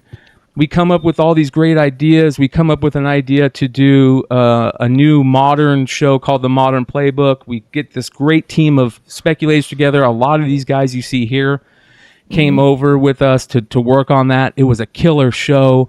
At the time, we're going into the pandemic, and YouTube is blowing up, and we're working hard, and we're putting out extra shows. And so we do the Modern Playbook.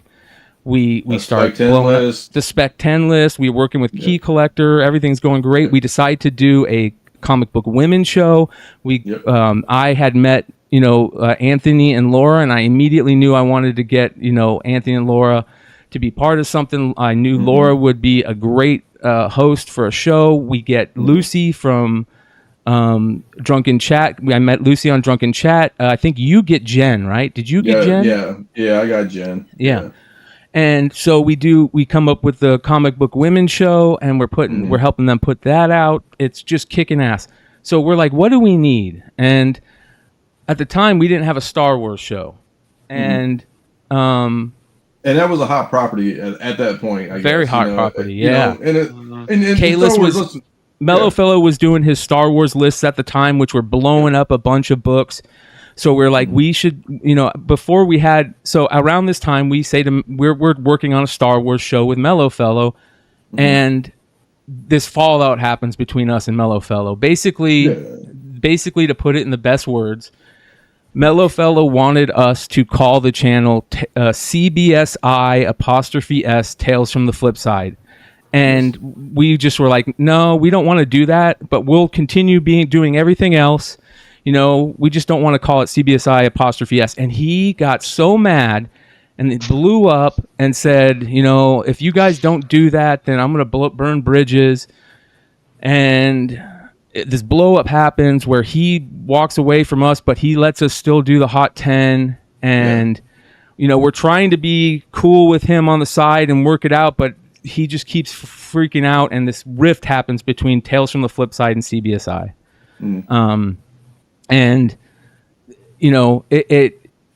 So we're not going to do the Star Wars show with Mellow Fellow anymore. And so we're like, what are we going to do?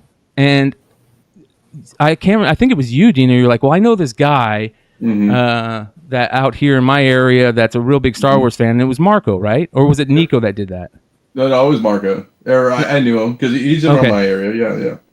So I'm like, okay, I got no problem with that. And at the time, here's how Flipside really worked, right? And this is no shade to anybody.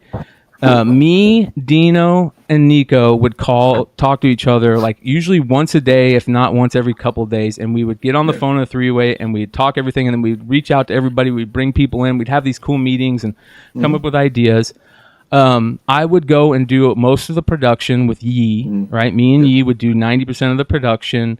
Dino and Nico were kind of out there getting more content creation ideas or getting like the key collector thing happening or stuff like that.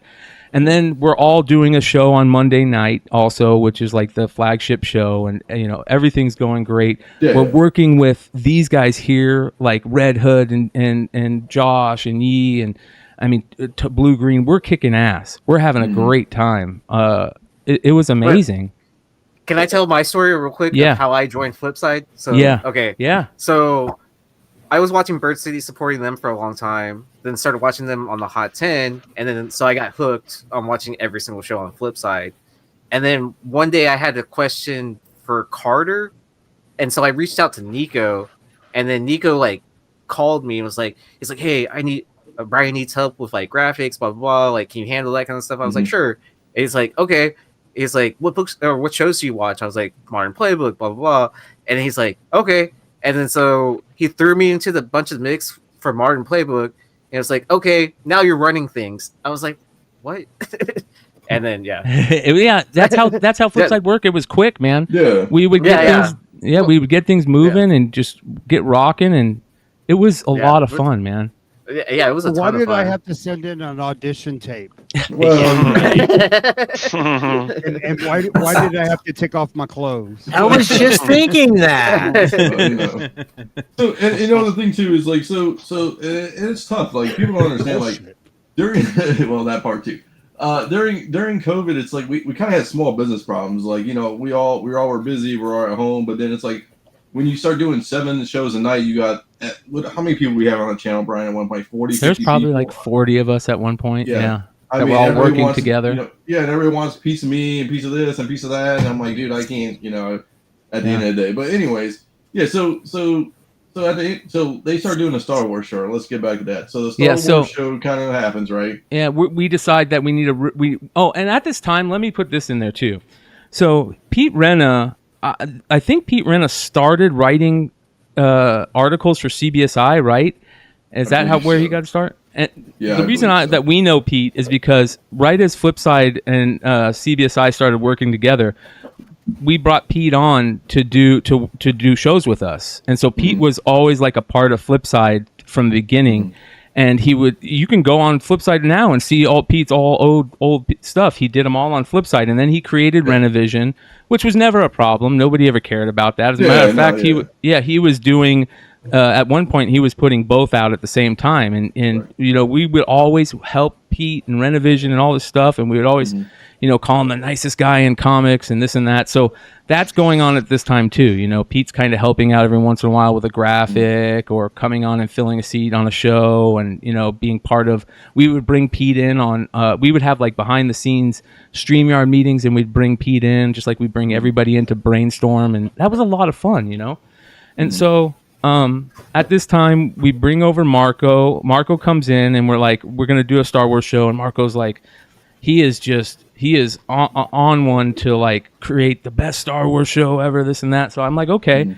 So I'm like, I know somebody that's into Star Wars, Solo Wookiee. Let's get Solo Wookiee on here. I'll do the production. I'll come up with the art, the name, the production, and you know, Marco will be the host, and we'll go over some of the big Star Wars books. I think you know, there was a couple guests early on. We called it Tales from the Dark Side, to play off of Tales from the Flipside. It was, you know, it was a fun. Me and Marco would call and daily and kind of, and I never knew Marco. The only thing I knew about Marco was he was friends with Dino, and that's it. And Marco's a very, you guys know Marco. You guys can see how Marco is on the show. That's not a shtick. That's Marco in person. He's just like that. And you know, so I'm thinking the whole time Marco's this like super stand-up dude, and you know, he always acts like he's the type of guy that, you know, oh, just behind the scenes call me, or we're man this and that, and you know, I'm getting along with him real well, and you know, we're doing shows and it's going great, and so everything's working great. We got a Star Wars show, we got the Modern Spec show, we got a Modern Playbook show, we got the Spec 10 list, we got the Monday show, we got Comic Book Women Rockin'. We didn't have a Saturday night show. We did a Saturday night show, but it was just the same as like our Monday night show, I think, with the Modern Playbook people. So we're like, so, and at the time, we're all, like, all of us on here, we're probably doing 2 to 3 shows a week, right? Yeah. On that channel. Like, we would. Easily. Yeah, tons of people. John Z, and you know, there's a lot of people that aren't here that were part of that early Flipside days, you know? So, you know, that's all going great and stuff, and I start doing the Hot 10 list with Stein. Me and Stein are kicking ass on the Hot 10 list every Friday night, and when the Hot 10 list would end on Friday nights, I would jump over to Absolute Geek. I would jump into the Absolute Geek show with Matt and Kyle and Solo Wookiee and stay for like an hour, and then I would jump on to It's Drunken Chat with Mel, Lucas, you know, Ultra, and we were just big family, man. We were busy. There wasn't many people doing speculation content on YouTube. There was us, Lords of the Long Box, Economics and Comics, a couple other I'm missing, but not very many, man. Like, you could count them on one hand.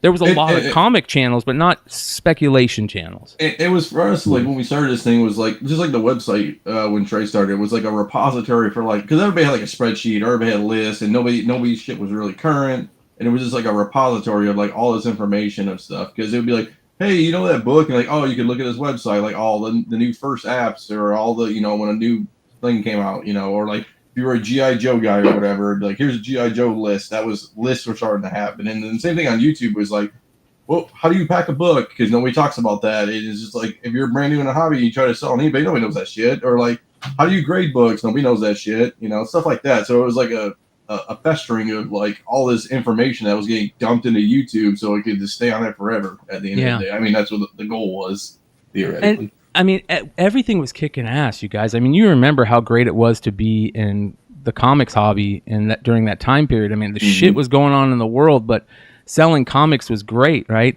And all behind the scenes, there's all this craziness going on. And for example, like, you know, Bolo and Ben and Mellow Fellow are feuding all the time. Like, I'm having conversations with Mellow Fellow to try and keep like the Flipside and CBSI thing kosher, so it doesn't just blow up in a fire. I'm talking with Mellow Fellow all the time, and he's just dogging Bolo because they had a big, huge thing, and it would just be this shit talking session the whole time. And you know, so that's going on, and Simple Man is getting tired of it, and there's just this drama behind the scenes, and I don't know what it is, man, because I don't feel like it happens in any of the other stuff I do, but behind the scenes in speculation comic books, it is ridiculously cheesy, bro. It is a bunch of 40-year-old babies. It's because it's worth money. If comic books were worthless, no one would give two shits. Yeah. That's what it is, right? I mean, at the end of the day, like, if you have a book that you got for $1, it's $1,000, you know, or whatever. It's like, oh, let me make money because I need to make money. And, like, that's what we always talked about. Like, you know, we made so much in Trey 2 and all those guys. We made so much people so much money, and we never talk about it. But there's a lot of people who got rich off of free cornbread, right? Yep. You know? And at this time, you know, like, dude, there used to be like a bullseye on people's faces from Mellow Fellow. Like, you can't talk, if you talk about these people, it's over. You can never talk, you know, bring these, we couldn't have Simple Man on the show. We couldn't talk, we couldn't do anything with Comic Tom because, you know, he hated Comic Tom because of the all thing. And it was just this drama, right?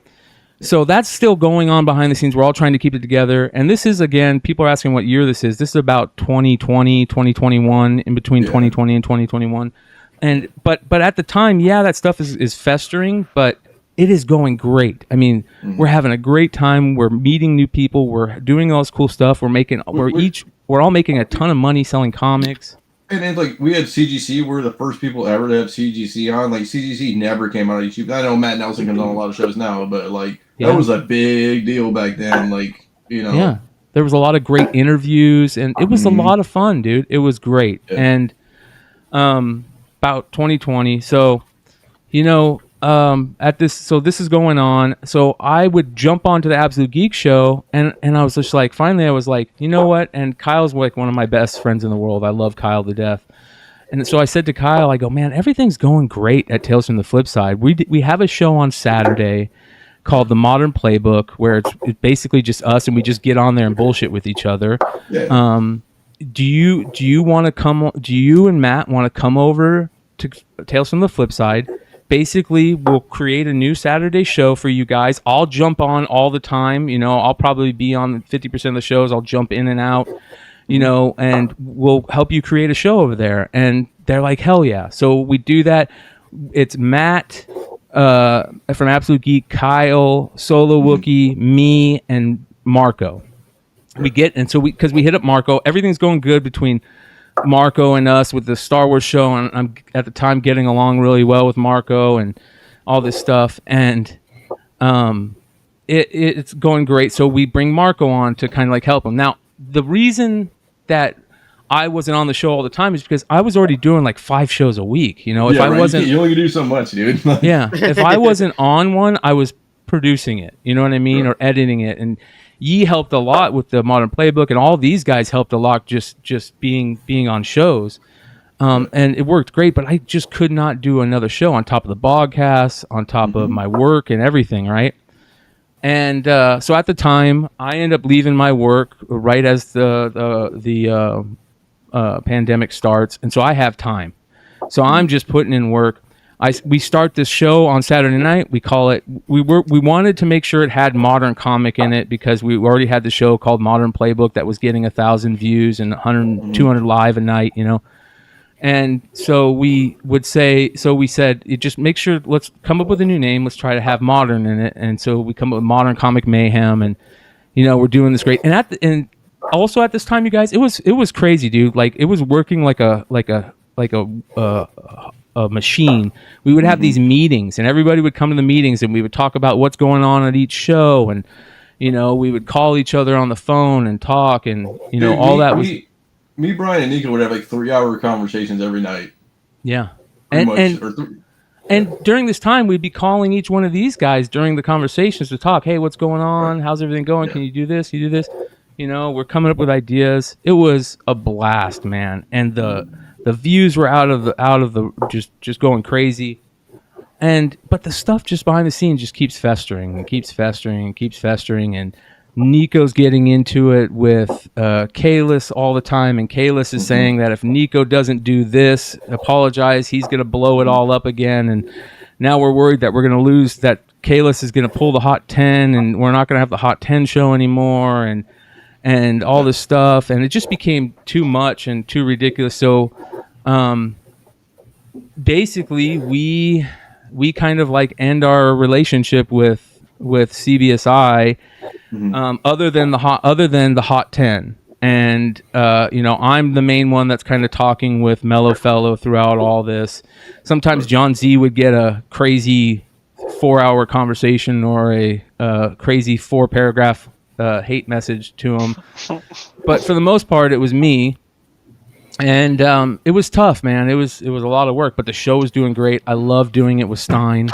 Stein is one of the best guys on the planet, man. Stein just he wants no part of any of this, but I'm telling you guys, he's hurt. I will say that. But so anyways, it's going great. Around this time, we're coming up with all these different ideas, and everything's going good. And Baltimore, the pandemic happened, no conventions, nothing. Right. Baltimore's getting ready to happen. It's one of the first conventions back, and we're like, we need to come up with a cool idea, like a promotional idea. A promotional idea to come up with not only promotion but content, right? And at the time, all the people at Flipside are planning to go to Baltimore together. We're all going to meet up at Baltimore. All of us. It was so cool. And we're behind the scenes. We're coming up with ideas and how to do stuff. So a couple of us say, let's come up with this idea where we create a character that's like a hero. Because at the time, there was this thing going on in comic shops, and you guys have probably remember a lot of these pictures and stuff, where flippers would get called out, right? There would be like these little signs that said, flippers are ruining the comic market. We're checking all books at eBay, that type of stuff. Yeah. And it was crazy, man. So we're like, let's come up with an idea, a promotional idea, to like band everybody together. And we come up with this idea of Mr. Comic Book, and Mr. Comic Book is like this he was based off like this the anonymous guy. And when we get to we're going to do all this cool like stuff on our channel and all this stuff. And when we get to Baltimore, we'll say, hey, we're all Mr. Comic Book, and have like all of us come out, and Mr. Comic Book would be like a little thing, and it was just for Baltimore, right? And so we get together. We don't want to tell everybody about it because we want to keep it secret for a while, just so nobody knows that it's coming from us. So when we get to Baltimore, if it could actually come off cool, and we had these ideas to kind of like do cool promotion and stuff. And there was 2 parts of the plan. One part was to create an IG account for this guy, and another part of the plan was to come up with like cool videos and stuff. And so basically, but also to create a villain or whatever. Yeah. To create a villain. Yeah. So I basically jump over to do most of the production, and then we all like there's a group of us that are all kind of like trying to help to come up with ideas for this character. And in all reality, it just got out of hand. Yeah. And but it was a good idea. It was a really good idea. It was a fun thing. And this is this is right before Baltimore, and I think a lot of us see it getting out of hand, and we're kind of like I think Richie put it the best. Richie, how did you state it? Oh, I mean, it was a promotional, a promotional move by us. It's part of marketing. We're just trying to reach out to the community and wait, hold up. Oh, yeah. I know I'm going to get there. It was just a promotional idea that just went a completely different direction than what we thought it was going to go. I thought it was going to be completely positive, and then I saw it getting a little bit out of hand, a little bit negative, so I backed off. And Bryan was right with me. A lot of us kind of backed off. Bryan had more of an attachment because he was a channel manager. We all looked up to him. He was like the brass Hemdino and the third person, and so it was a little more difficult for him than it was for me. So I don't know what Bryan went through, but I know Bryan felt the same as me and wanted to step back immediately. Yeah. And so it just kind of fell apart, and no harm, no foul. There was there was a couple of people that were kind of bummed out that it fell apart, but it was no harm, no foul. And but there were some people that were mad about how kind of nasty it got, and so we kind of ended it, right? We're like, this is stupid. And then because of that, things fester behind the scenes, and in all reality, like me and Nico get into it, and it kind of blows up into this big thing. And at that time, I talked with everybody at Flipside. I talked with Dino and John Z, and I said, hey, you guys, I love you guys, and I would do anything with you guys, but I know I'm not good with this, and I'm gonna go on my own. But we've always been cool. Me and everybody at Flipside have always been cool. There's never been an issue behind the scenes with us where we're feuding or anything. Let me allude to that, Brian. Let me allude to that before Brian continues. This was not an easy decision for Brian. This was a really, really emotional and tough move. So it was not easy by any way. This was not an emotional fucking choice that, he decided, he got pissed off and said, screw you. This was deep. Well, the way I look at it is like Dino, dude, I talked with Dino on the phone almost every day for 2 years. We would talk easily. I looked at Dino and Nico like brothers, man. Like, and on top of that, I also had brothers that were part of this team. Like all these guys you see right here, we were family. We put a lot of effort. All these guys here put a lot of effort into stuff, and I knew that if I kind of felt like I was getting mad about something, and I'm going to take my ball and go home. But I was just so mad, and whatever. And it is what it is. Things happen, and it's like our family too. Like people don't realize, like family get in fights all the time. And it's like some people just gotta walk away. And it's like at the end of the day, I mean, I have no hate towards Brian or even Nico or anybody else on the channel. It's just like I take it as it's small business problems, and I'm like, dude, I can't. It is what it is. A lot of people. Brian was putting a lot of effort at the end of the day on the channel. Like he go put the effort on somewhere else, like his own channel or and now everybody else. So the other thing is like when people join the channel, I told everybody from the beginning, if you have your own show, that's your content. Like Comic Book Women, right? I know they rebranded Nearing Nirvana, but anyways, they have their own. That's their show. They can go do it in another space. It's a launching pad kind of thing. It's like if they don't know who you are, we'll use our channel to get your name out there, and then basically. You can launch yourself, and then basically, if you want to leave, no harm, foul. That's cool. I get it. You want to do your own thing, cool. I get it. No harm, no foul. Yep. And you go out and do your own thing, and you own it. And you want to take the videos with you. That's cool. I don't care. Dino's always been. Dino's always been. I know Dino. You guys see Dino put up the CEO, and he's got the red jacket and the chain. Mm-hmm. Dino's always been the quiet guy behind the scenes that's like taking care of everything. He's his personality. I'm dropping all the information on. I'm putting Dino on Front Street right now. Dino behind the scenes is so chill and laid back, and not a big deal. This and that. You know what I mean? And he's always been like that. And he handled it really well, I thought, didn't he? Everybody kind of handled it well, and even Stein. Like I know, at this time. So at this time, Mellow Fellow finds out about the breakup. I try to talk to Mellow Fellow, this and that. I'm trying to talk to people, and Mellow Fellow says, "Well, because of this, character that they came up with, and they were taking shots at me. Nobody that's ever been associated with Flipside can be part of the Hot 10." And so there goes Richie, there goes Brian. Yeah, and so Stein reaches out to Dino and tells Dino. I mean, what did Stein say to you, Dino? He was like, he just called me up and he was like, he was real cool about it. Like I've known Stein probably longer than anybody here. I met Stein back in 2011 in Indianapolis. It was crazy, and I've never had a problem with Stein. I still don't have a problem with Stein, and it's like. He just told me, he's like, hey, it's not my decision, dude. He goes, it's other people's decision. And, he kind of just left it at that kind of thing. He's like, hey, I just got to go do my own thing. And I said, dude, no, I don't, it's good, man. Like, it's your list. I don't really care. Like, it's your list. You're the one who's been doing it for damn near free.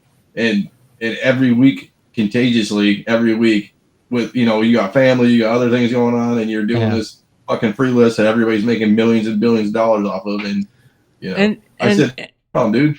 Yeah, and it's always been super chill about all this. But it was still, it was kind of shitty. But here's another thing that I want to mention. Right before all this happened, right before all this happened, right during the Baltimore time, everything's going great with Marco and Pete and everybody. Pete's working on Flipside, Marco's working on Flipside, everything. Well, there's this show on Saturday night where Kyle reached out to this guy who was big into the VV Marvel NFTs. You guys remember those? Remember everybody was into them at the time? Well, there was this guy who was on social media and that used to watch the shows that was big into them. And Kyle reached out to him and was like, hey, man, why don't you come on the show and talk about him? It would be a good thing. And it was excellent. The guy came on the show. He was so good. And Marco was at a wedding or something. And Marco decides, he wasn't there. So Marco decides to come on mid-show, and he is hammered. I mean, like 10 sheets to the wind, bro.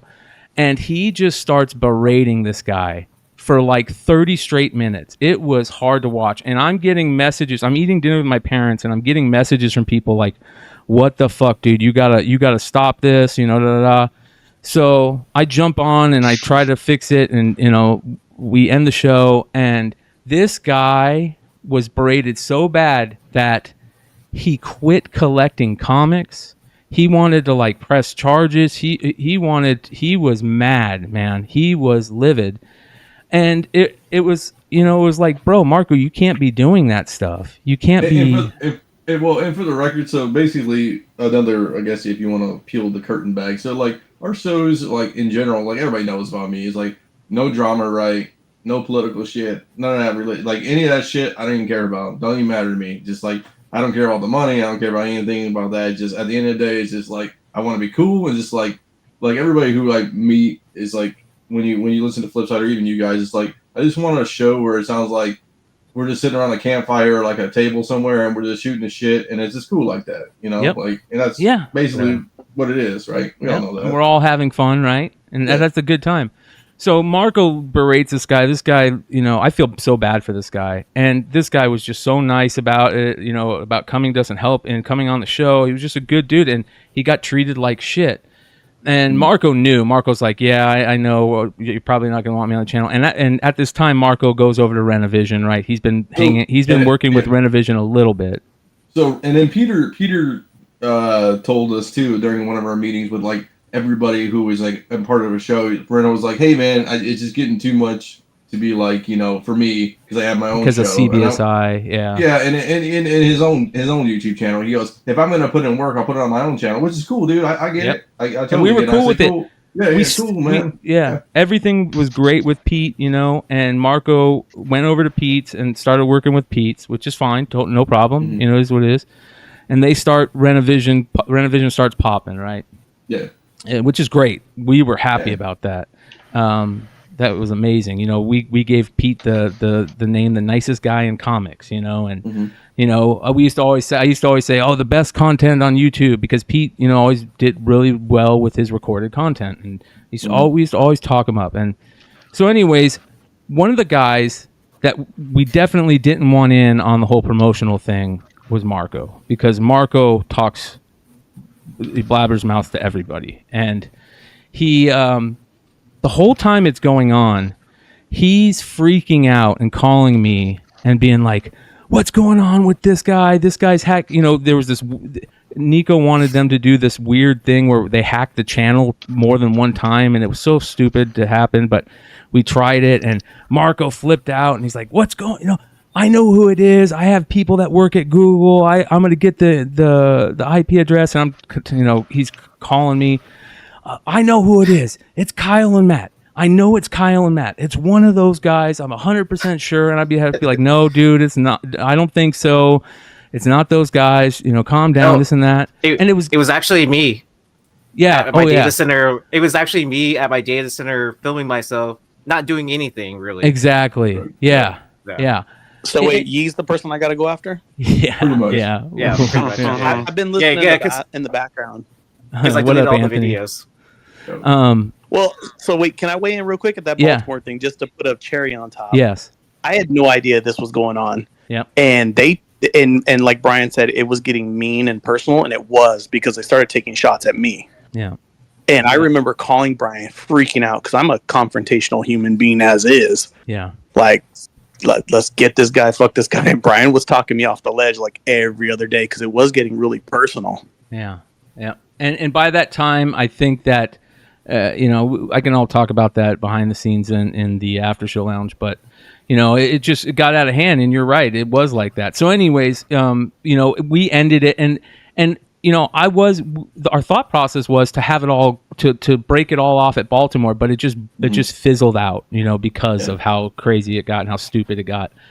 And so one of the people that was also part of it was Steve Horn from My Bargain Comics, and Steve Horn gets drunk one night and babbles the whole thing to Marco, and I think it was at that point, honestly, where Marco got his hate boner for us. Was at that point right there, like, because he wasn't he wasn't in on it, and he thought it was Kyle and Matt this whole time and all this shit. And listen, I have already told you, Kyle's one of my best friends, and I don't hate Matt. I don't hate Matt at all. I don't know what it is with Matt. He's just he's kind of like self-sabotage in a lot of the stuff that I want Matt to succeed. That's what I'm going to say. I want Matt to succeed. I'll just say that. And I've always wanted Matt to succeed, but it's hard. It's hard to keep helping somebody that it's going to constantly keep on ending in a dumpster fire. So, I don't want anybody to get mad, but things happen. And anyways, so that's how that happens. And as soon as Ben C finds out that Stein's leaving Tales from the Flipside, he tells Stein, McClay's not allowed to be there. Nobody from Flipside. Stein reaches out to me and goes, "Hey man, this is going on." I go, "I'm going to give Kalis a call and talk to him." And I've tried to call him. I can't get a hold of him. Try to call him. I finally get a hold of him, and it goes the worst it could possibly go. Right? It turns into just this. I mean, he took offense to everything, and it just turned into just shit, right? And I felt bad for Stein. I was like, and I told Stein, I go, "Listen, man, I don't care if you go do this show somewhere else. I'm going to support you no matter what you do. If you want me to be part of anything you do, I'll always do it. You just got to let me know. But if you need to go do this somewhere else and I can't be a part of it because you want to be associated with CBSI still, I'm fine with that." And Stein never wavered. He was like, "Nope. We've been doing this show for a long time. We both put in the same amount of work on this. It's not going to if you're not there, I'm not going to do it."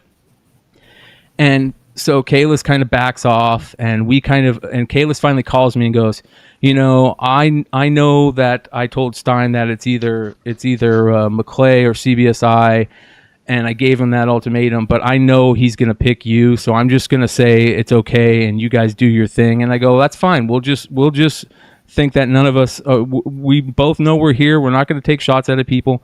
And the shots just kind of come from Kalis. He's a good sneak disser, right? And you can only take so many of those. So me and Kalis didn't get along behind the scenes. And you know what's funny about all this? The first person that ever started talking about how Kalis was doing fucked up shit with print runs was Marco. He was the first person on that.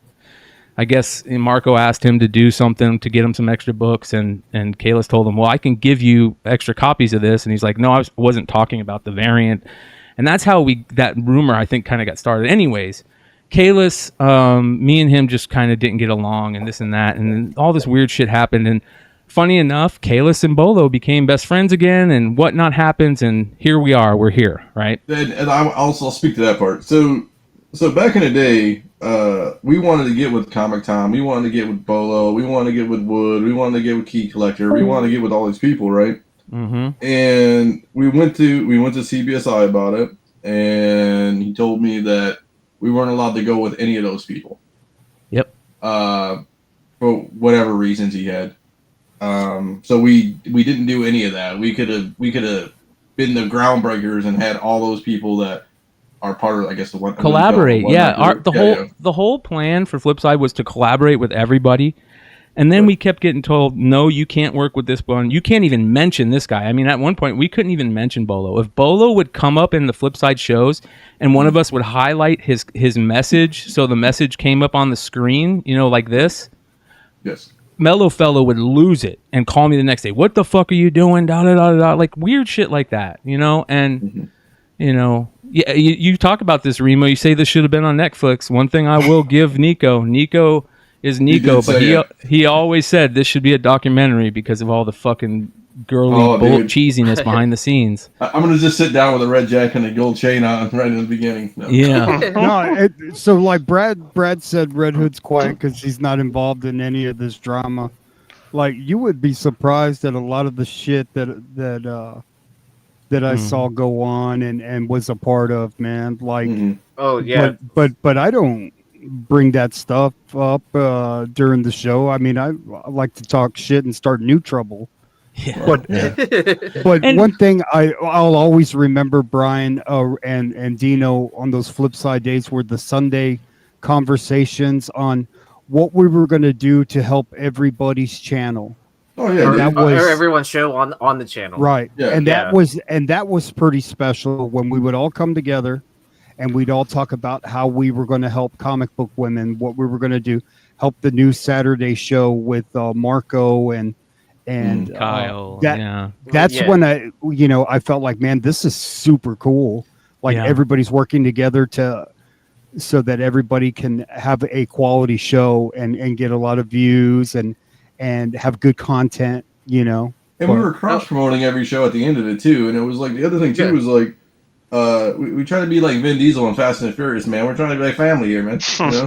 Well, yeah, because what the Prospect 10 dropped at in the morning on Tuesdays, and then we knew what the next show was, which was Comic Book Women. Yep. So we would promote their show because we knew we'd be playing all day, and then they'd be live at night. So, but it was funny because we recorded our shows on Saturday for just people just to know. And then, but anyways, yeah. I mean, it was a team. It was a fucking great rockin' team effort, and it was great for a while until the cheesy, girly. And I'm sorry to all the females out there. Don't take it this way, but the best way to explain it to the men is there's some people out there that like have this female mind, this high school female girl mindset of like.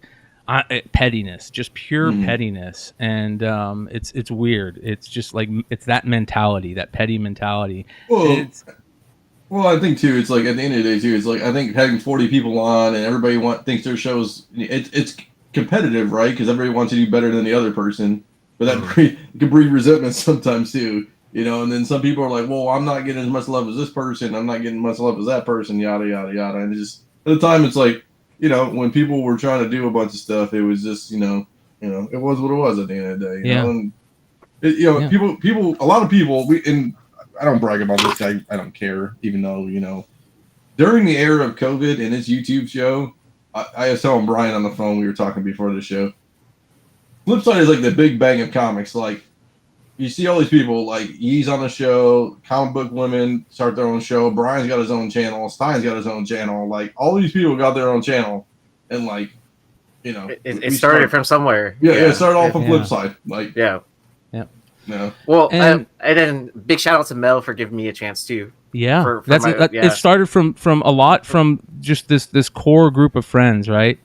Yeah. And it was, you're right. I think Kyle had a great comment. At one point, it was just too many cooks in the kitchen. We had too many people there. Yeah.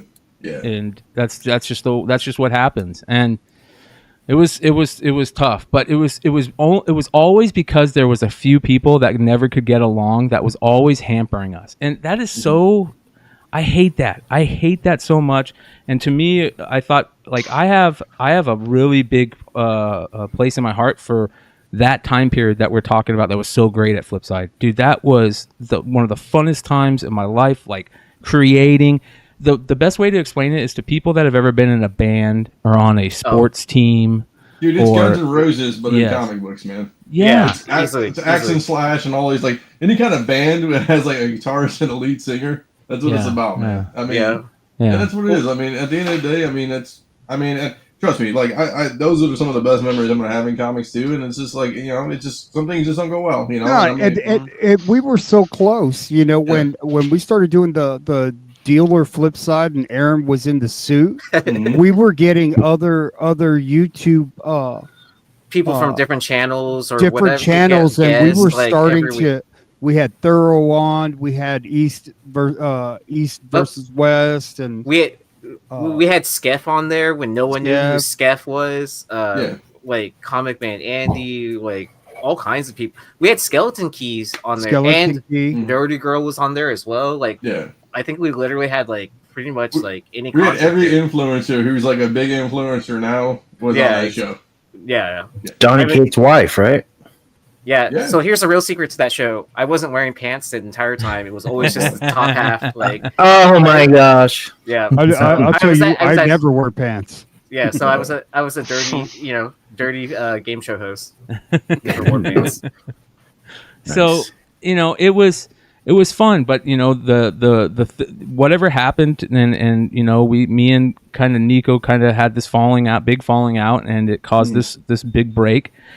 And so at this time, oh wait, can I tell Nate's recruiting story before we get into that? That's what I want to talk about. I want to talk about. That's where I'm getting at. So I'm feeding into that. So, Baltimore. So around this time, Baltimore, the next year is happening. So it's a year from the Baltimore where everything was going great, right? Where we had the big, huge Flipside party and everything was great. The next year's Baltimore is happening. I'm not able to go that year. A lot of people aren't able to go that year, and it was just kind of a bummer. And I start getting calls from people like, "Hey, is there a problem between this person and that person?" And da da da da. And I'm like, "No."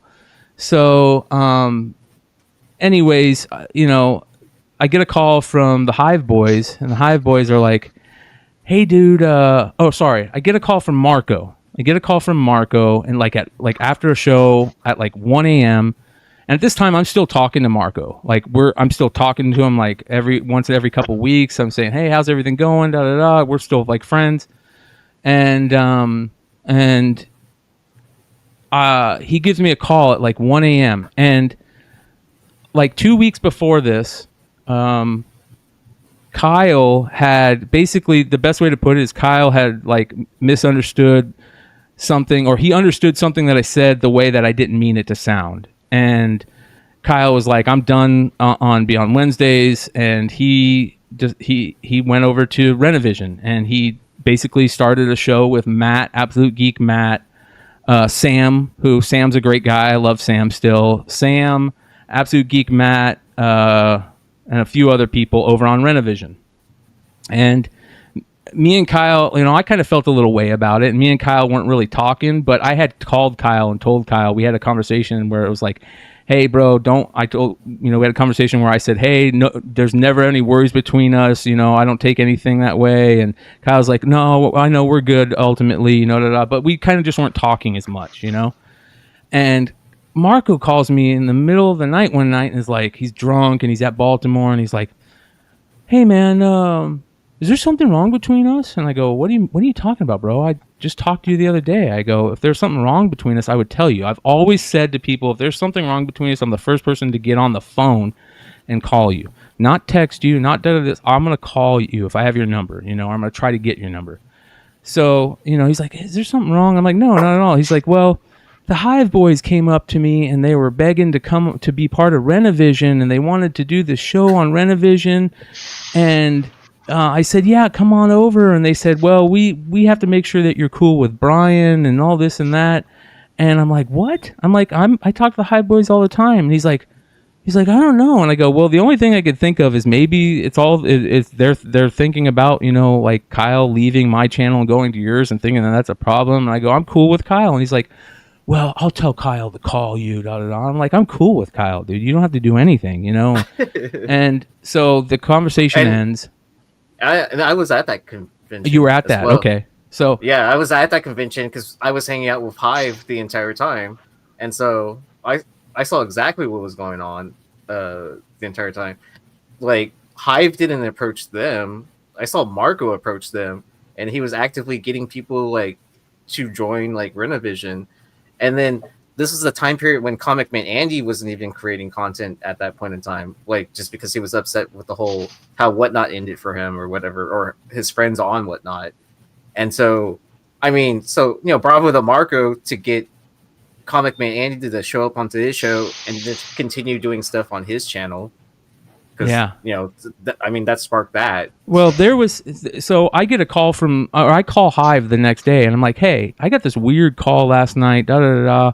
And James is like, no, hey, bro. Like, he came up to us and asked us to be on the channel, and we said no. We're rocking with Beyond Wednesdays. We're cool. Da da da.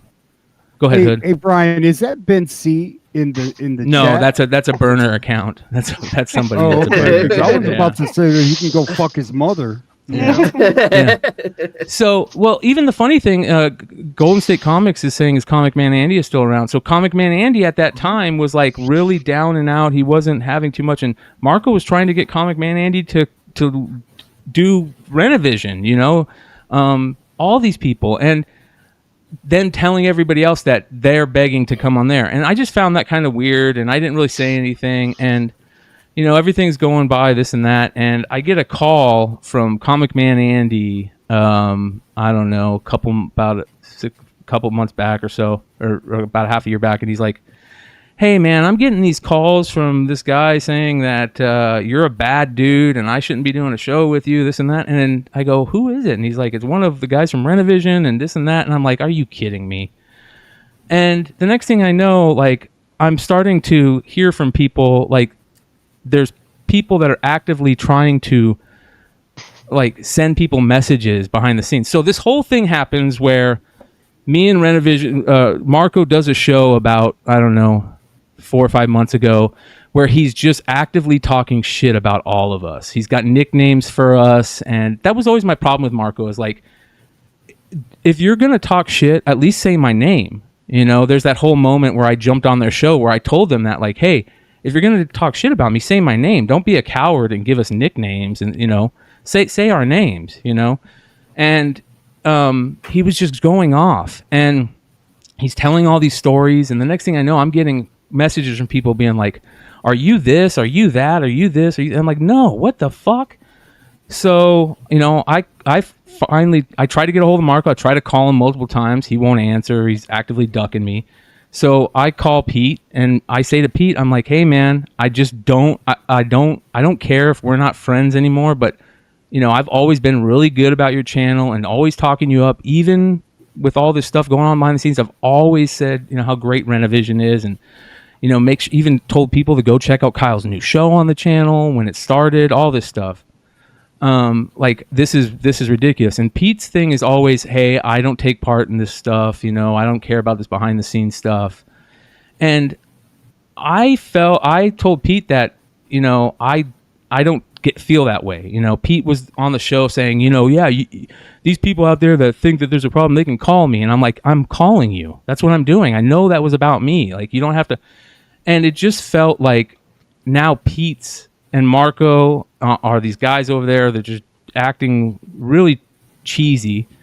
And at the same time, Kalis gives Stein a final ultimatum and says, because I brought up that post about the Clone Wars variant, that he put out that IG post about the Clone Wars variant, saying that it was like the Spawn 306 Netherrealm thing. It's like, I never talked trash about, or I never said that he was lying about his print run. I said there's rumors behind the scenes about it, but he's always said that there was 600 books, 400 he's going to sell, 200 he's going to hold back. I brought his dumb ass up because he compared his print run of a book that people already think there's something funky going on behind the scenes. He compared it to the Netherrealm Spawn variant. Why would you do that? So I said that on a drama alert. I thought it wasn't really that bad, but I didn't care anymore.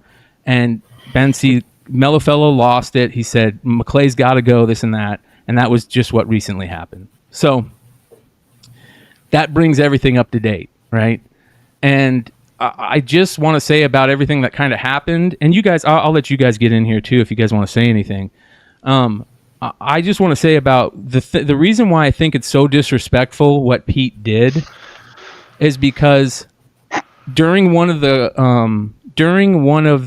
ultimatums that Mellowfellow gave Stein, Mellowfellow told Stein that, you know, if Stein didn't write it, nobody would write the Hot 10. He would just stop doing the Hot 10 on the site. And I don't know if Pete knew that, but I think Pete probably has been wanting the Hot 10 show for a long time, ever since the initial breakup with Flipside. That was where they wanted to take it, and I know why too. I mean, it gets a lot of views. It's a great list, and Stein's integrity, and it's a great list, and it gets views and clicks and stuff. And I get it, dude. But I mean, it's not why you should really want it. Well, and it would have been fine if, I'm sure it would have been fine if, like, we were cool. There wasn't all this like weird shit going on behind the scenes. And he said, "Hey guys, I really want to do the list. Do you mind if I write it?" I don't think there would have been a problem. By the way, Stein wasn't contacted at all. I know Pete said that Stein didn't talk to him yet at all. So I'm putting Stein on Front Street. I apologize. So I thought that it wouldn't have been a problem. But then I hear that they're going to do a CBSI Hot 10 show an hour before we do our show on the same night. That just was so disrespectful to me. And then I didn't really watch it all, but I had people send me screenshots, and it's the exact same as ours. Everything's the same. It just felt so disrespectful. So that's why I put out that IG clip saying, "Hey Pete, I hope you're not doing this." The reason why I'm telling all you the history of this is for this reason right here. This is all to get to this point.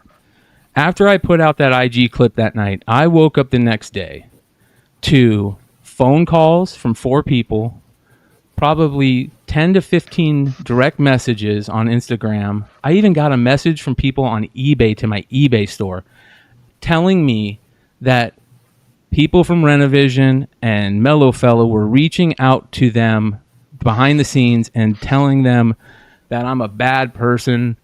I guess Marco's telling them to tell everybody that I don't own my home and I leech off my parents. I make my money from stealing from old people. All this crazy shit. You guys wouldn't believe it. Like, I'm getting pasted the messages from the people. Why would, and it's multiple people from Renovision that are doing it. Multiple people. And it's and Mellowfellow. And I just wanted everybody to know, I've already let everybody know I'm so honest. I'm honest to a fault. So I just said, I'm going to lay out the whole timeline and the history of everything right here, just so everybody has it to understand why I felt like that was so disrespectful. And there will be a quiz on Monday. You're 100% right, Remo. There will be a quiz on Monday. So, Party. Yeah. Remind them. You remind them. So that's basically, you know, what I wanted to lay out. This has gotten so ridiculously out of hand, and it's just like I said. There's something about comic book speculation community that is fucking so toxic. It's unreal. So, anyways, that is my speech. I mean, I feel bad because, like I said, I feel terrible that Stein has to go through this drama because me and Ben and Mellowfellow don't like each other, and you know, now Stein's got to walk away from a thing that he's been doing for 7 years. But also, you know what? I fucking love that guy because he had my back. He had my back as a friend, and that's what I've always said. I've always said, like, I don't like when people talk shit about my friends. I don't like when I see my friends get taken advantage of, and that's what this is all about. It's 100% what this is all about. And you guys can go back to all our things, and you will see us telling these stories throughout the years. I mean, I'm sure Bird City's chomping at the bit to tell his story. I'm sure there's a lot of people chomping at the bit to tell their story, but that is my story. That's my thing, and I think people need to know the history of, like, where we all come from, and Flipside, and how I got started in G+, and all this stuff. I mean, so many people, that tree comes from that. I mean, Unpressable Defects, Tales from the Flipside, Drunken Chat, Modern Playbook, Spec 10, Comic Book Women, Nearing Nerdvana, I mean, you can go on. It's a spawn off of a Modern Playbook show or Long roundtable Short show. Yeah. My channel. Yeah. Spec Richie's Spec content. Media, Richie's content. I mean, Yeah. so many content creators have spawned off from that. It's I unbelievable. want my CGC pedigree, goddammit. Okay. Man, I didn't even know how to like talk on a mic or anything like that. I know. I had this whole like shtick where I was like covered with the. Hey, Brian told you. Yeah, Joe, you know, your mic, it needs to work this way. Oh yeah, Brian. He goes. Do this right. I need you to be professional. Okay, Hood. Okay. That's not what happened. You guys know me. I was I'm super a sound nice guy, about it. and right now you sound bad. I don't know how to take this comment from Nate 138. He says, when I first started watching Flipside, it took me months to figure out Marco and Red Hood were two different people. Lol, sorry, Hood. I mean, it's not like it's not a horrible thing because he knows. I mean, he's a smart dude. But look at his shirt. It's a cowboy shirt. It makes it look like an asshole. Wouldn't it be? Hey, you know what? Wouldn't it be funny if we started fighting and this whole thing blew up? Well, I remember when Joe used to call me, like, he's like, hey, help me, like, sign up, or, like, you know, figure out how to set up this stuff, blah, blah, blah. Like, when he didn't want to talk to Brian or whatever, or... Hell no, man. Brian scared me, dude. Yeah, so he would just call me, and, you know, I you know, since I work IT, that's what I kind of did anyways, like, help people set up, like, for Zoom meetings or whatever. But one of my favorites was actually recruiting Nate, because Nate had been a guest on, like, I forgot who else was on that show. Was it it was him, Brian, and Mikey Comics. Mikey. Yeah. Yep. And so Shout rest in peace to Mikey. Yeah, rest in peace to Mikey. Right. Yeah, because they started talking about other things like original art, action VHS. figures, just Cartoon whatever. original art. Yeah.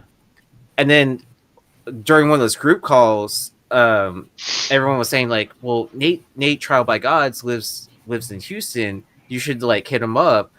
And then it was so funny the time period where it lined up because Sean and I, by this point, were pretty good friends. Sean was traveling through Houston anyways for his birthday. And it was like November because it was about to be because the Raiders were playing the Cowboys up in Dallas. And so during his road trip, he was going to go up to Dallas. So right before that, it was his birthday and he was in Houston for the time. And I was like, oh, this is a perfect opportunity because I'm supposed to meet up with Nate at some point in time, but we just really haven't set up a time period to meet up. And so everyone's like, Nate had just moved to Houston and he was like, oh, I don't really know the area. I was like, oh, I'm from here. Do you guys want to go to a bunch of dive bars? And then everyone's like, oh yeah, hell yeah. And then because I knew like Sean was all into some of the punk stuff, so I was like, oh, let me take you to all the different like punk bars, like whatever, and then we can end the night at a crazy like nerd bar I know in the same area. He's like, oh, okay, I'm close to downtown, like not a problem. I think Nate ended up like you ended up taking an Uber or whatever. Yeah. And then so we ended up meeting at this crazy dive bar that I hadn't been to in years. And then everyone's like kind of like, you know, we have our first round there. I was like, all right, are y'all hungry? And then they're like, everyone's like, yeah. So we went to another bar where it was a Moon Tower where everyone got food, had a few more drinks. We keep on going. And it is so funny to like fit Sean into my car because I just have a Civic. Dude, you got Sean into that little car, bro. Dude, yeah, he was in the front seat. I cannot believe that, dude. Yeah, It's so like Sean, Shaq and a Miata. yeah, so like automatic shotgun to Sean just so he could fit into my car. Aaron, and remember he and Drew were doing the what was it they're doing with for whatnot? They were doing it was for the books for like the soldiers yeah. We were giving them books because charity. Yeah, charity for the vets. Yeah, Leg did that big Wounded Warriors. Wounded Warriors project. Yeah, so we were meeting up with him as well to donate books because you were giving them stacks of books, and I remember because I was with Brian. I met Brian the week before in Phoenix. Yep, that's right. Yeah. That was the good thing about all this. You know, the pandemic had caused a thing where we couldn't see each other and we hung out with each other doing this. And then once the pandemic ended, we're all hanging out with each other, you know? And No. it's a lot of fun. It's hell of a lot of fun, but unfortunately there's just some weird shit. You know, I wouldn't have had a problem to all this if there wasn't weird shit going on behind the scenes. Like Marco telling all these people that I don't own my house to me is so weird. It's like, why would you? How do you think saying that even like makes me look bad? First of all, I do own my house. Second of all, like, dude, I spent 15 years in space and defense. You know, I had a job, bro. Don't worry, I'm not stealing money from old people. He tells people I steal money from old people. What is that weird shit? I heard that Dino can't go to any conventions in Michigan. Hey, I'm bad, bro. Bad. Yeah, Dino's not allowed to go to conventions in Michigan because Marco got him banned because of what happened on Flipside. So he's got to start his own convention. That's right. That's what I did. That's what I did. You can't ban me from my own fucking convention. Yeah. I thought as soon as he came on, he was going to have like a Ric Flair road. Yeah. He's got one. Yeah. What are you talking about? Not the jacket. Check this one out. I wore this. Me and Carter. Look at this boy. Little cream of the crop. Oh my gosh. See this? I love it. That's Crazy. awesome. Yeah. Can I say, But Brian? this is how small it gets. Like between like you talk about Mighty Mel and like when this is a long time ago when I was on it. Because Nico had his boy and I had mine. And we were talking, just trading at some point. It's like trading text, like small, like, "Hey, what are you doing?" I'm like, "Yeah." I mean, it's like small never stuff really like that. come on. Yeah. And then we started bringing you on Mondays. Nate's been a big part of this, man. I appreciate that. What were you gonna say, Tony? Hell yeah. Well, no, I was just gonna say a couple of things. Appreciate you giving the full background. You know. Whether you're a viewer or a part-time contributor or a deep and heavy contributor, you probably haven't seen the whole story. You might know little snippets. You heard this from this person, this from that person. But everybody's invested. You know, even if you're a viewer who's never really spoken directly to any of us, you're invested. So I do appreciate that personally. Being a little. I haven't been as deep into it as to be part of those beefs. I've heard of a lot of the stories. And yeah, I, like you, all these people that we're talking about, I've kind of worked with and liked, whether it was a very brief time with CBSI and Ben, or been on Marco's show. Ben started the comic book news show with Comic Andy and Pete and Brian Wood. Yep. So yeah, it always makes me a little bit sad when stuff like that happens, because you're like, oh, you know, like mom and dad are fighting again, you know? Yeah. Oh, shit. You know? 100%. And it's good when you get past it and you can heal a little bit and you can see those relationships come back. On this current one, I guess what I would say is this: like, I do like Peter. If somebody had come on and made an article or a show called "Digging in Dollar Bins," and then had that show the same night that he has his show, I would be at his defense in a heartbeat. Well, I'm gonna say this real quick. I like Peter too. I think ultimately he's a good dude, but there is something to be said about the amount of people that have said that Renovision have stolen content. I know they cry about it all the time out there, but half the messages I got the day before were people sending me instances of that. And I stood up for him every single time, and every single thing behind the scenes, I would say, no, Pete's a good guy, da da da da, you know. But it can only happen so many times. Like the amount of times that it happens before you go, what the hell, man?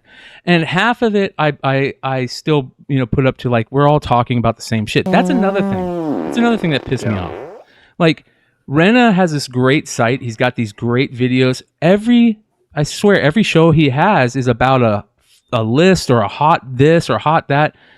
Does he need another hot 10 comic show? Does the community need another hot 10 comic shows? Like, I try not to even talk about that shit on my channel because I don't want to do that, because I know I'm going to do it on Friday. Like, this community needs less lists and market reports, and you know, it's everybody does the same exact thing. And it's rough. It's a pain in the ass. You know what I mean? And I don't want to. I never want to immediately call somebody out for content thief, but you know, it can only happen so many times, and not just from people outside of his channel. You know what I mean? Like, it can only happen so many times before you say there's something going on here, and then to see the show that they did is almost exactly like the Stein Hot 10. I mean, 4 or 5 live people on the side talking about the books. They used the same exact graphics that we've used since the beginning. They have a Golden Age Hot 10. It's like, if you're going to do the list, do it different, bro. Do it different. Do a different list. That's what I suggest to every mention thing. Yeah, spinning like come on. What the hell? That was such a throw in the face of everything. And you're right. Hey, Mel just wrote this. Hey, you called out Ninth when Ninth Lowell, wait, Brian, when Ninth called out Renna, you said nobody owns Spec. You're right. That's exactly right. I was standing up for Pete. And you know what? I heard Pete made that comment about this whole thing. Pete doesn't want to have anything to do with this, and that's fine with him. You know, he could have called me. I'm done calling any of those guys over there now. Like, I'm past that. But I'll never not take a phone call. That being said, dude, I got into it with with Ninth, because I was standing up for Pete. You know, the same thing that I told Kyle, and I apologize to Ultra for standing up for Nico. You know what I mean? I tried to get everybody to love Nico. I tried to get everybody, I tried to stand up for Pete. I apologize for that. I'm too nice to the guy sometimes, man. Yeah, and that's the other thing, you know. I've been that. I've done that. I've gone on the shows and said, hey, man, if you're going to do it, just say my name. Like, none of this behind the scenes fuckery behind the scenes. Let's just, like, you don't have to get a bunch of people to go and send direct messages to everybody that comments in any of my posts that isn't associated with Beyond Wednesdays. And some of the people that are associated with Beyond Wednesdays are getting the messages. It's like, that's weird. That's really weird. So yeah, man, like, you're right, Mel. I apologize to Ninth for that. You know, I apologize. But again, like I said, I stuck up for Pete a ton on that. A ton. I don't know, man. It's a bummer, and I feel really bad for Stein. I apologize to Stein right now because I know I'm putting him on Front Street with all this, but Stein is too good of a guy to. Stein was hurt. I don't care what anybody says. Anybody, Yee and Hood were on that show. Stein was hurt to the core, and that's why this hurts the most. That's exactly why this hurts the most. So. Yeah. And Chad Cave is right. I do like to kick kittens like soccer balls, but only when I'm super high. So, speaking of that, well, you know, at the end of the day, like, you know, when shit happens like this, you see the real side of people, and they reveal themselves, and sometimes it's ugly. You know, yeah. It's not just the fact that, you know, we talk about comic books and toys and records and anything collectible and this and that. That's just the scenery. At the end of the day, it's about communication. It's about building respect. It's all about respect. Yes. And it's about building relationships and connecting and just, you know, being the best version of yourself. You know, we have fun on here and we talk shit and we kid around, but like, I'm a pretty loyal guy. Like, and let me tell you, Brian, you're really nice. Like, if people like were to come at me like that, I'd be spitting so much venom with the platform that you have, it wouldn't even be funny. And I'll tell you, like, any of you guys right here, like, you know, Dino, like, kudos to you for giving me an opportunity to go on Flipside. Like, it was probably the best time for me, especially during COVID. And, you know, I'm going crazy at work, and it was a great release for me. And thank you so much, Brian, for help, and Aaron for helping me with being a better podcaster. And making friends with Tony and Josh and Nate. I mean, it's just I've got a good group of friends, but I don't have many friends, right? Just because. Am I your friend, Joe? Absolutely, absolutely. But like I'm an asshole. I can tell you that I'm an asshole because I've had friends burn me in the past, and I cut people off like well, listen. The following week I don't recognize them. That's how far I cut them off. Hood, what you said right there is a very important learning lesson for me. And ultimately, you guys, I want to thank Dino. I'm going to get back to that point here in a second. I want to thank Dino too, because I really wouldn't have done any of this without Flipside taking off the way it did. I wouldn't have fell in love with this hobby and doing this in this community.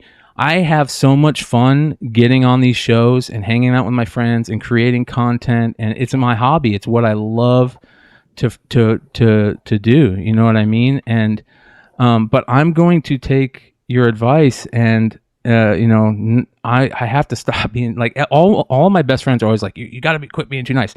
And I'm not going to say I'm going to quit being, including Anthony, who is listening in the live chat.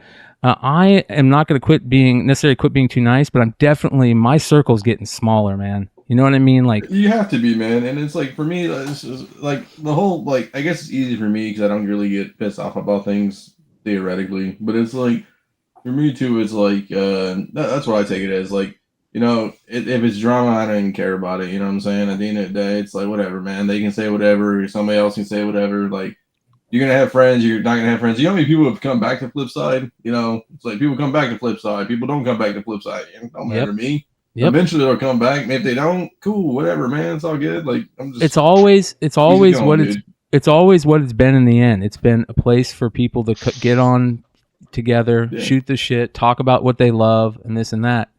So that's what it's always been. And I'll tell you what I want to see. I want to see Bryan and John Z and Dino have the baddest market report and get that going. Like, that was must see. That was must see TV on Monday nights. That's where I when learned you to do the guys market had that report. market report. Oh man, that was John Z, Nico, and Dino would get most of the comic books. I'd get everything else. It was, dude, that Monday night show was rocking, bro. It was, just 300 live. It was the best. Like when I remember, like when you're telling me like I can get on, I'm like, oh man, yeah, dude, that was a big deal, man.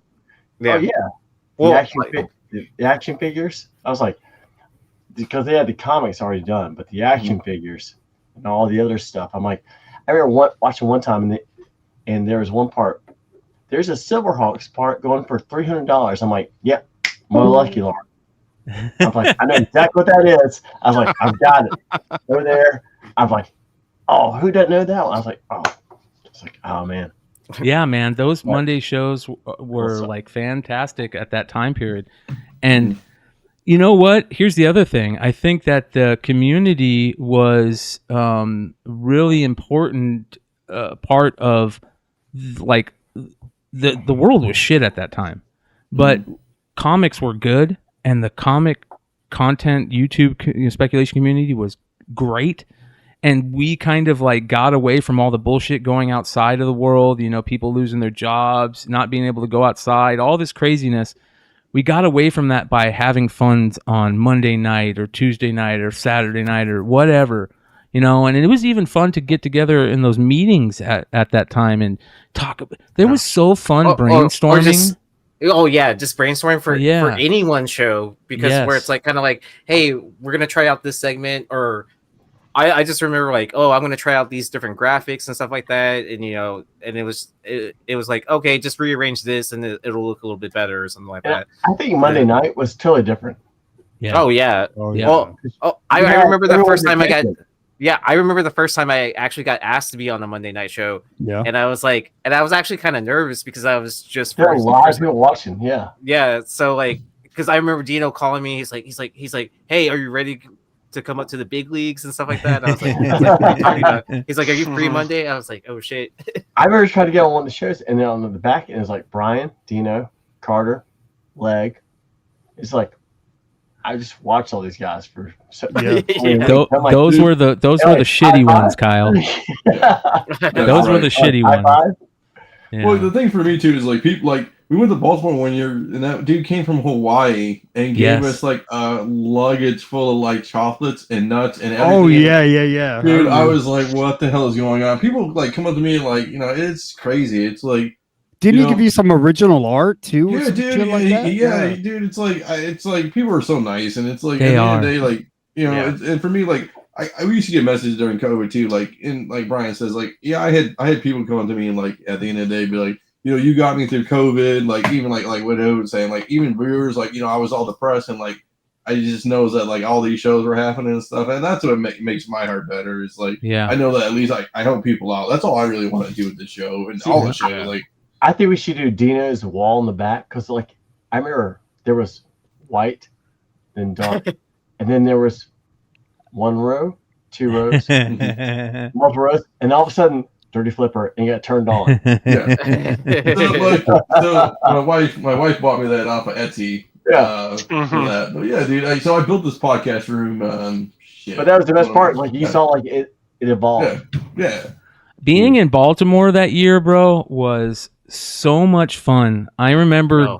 So I'm flying in. I got Nick Hart picking me up. I got Bill Flanagan. Meeting me at the airport, and me and him are gonna ride together with Nick to the con to our hotels. And I remember getting to the hotel, dropping everything off, and then getting ready and walking out and going to meet everybody at the con, and just seeing everybody. Big hugs. Like I saw Hood give Hood a big hug, and even though me and Nico were kind of like our little thing started around that point.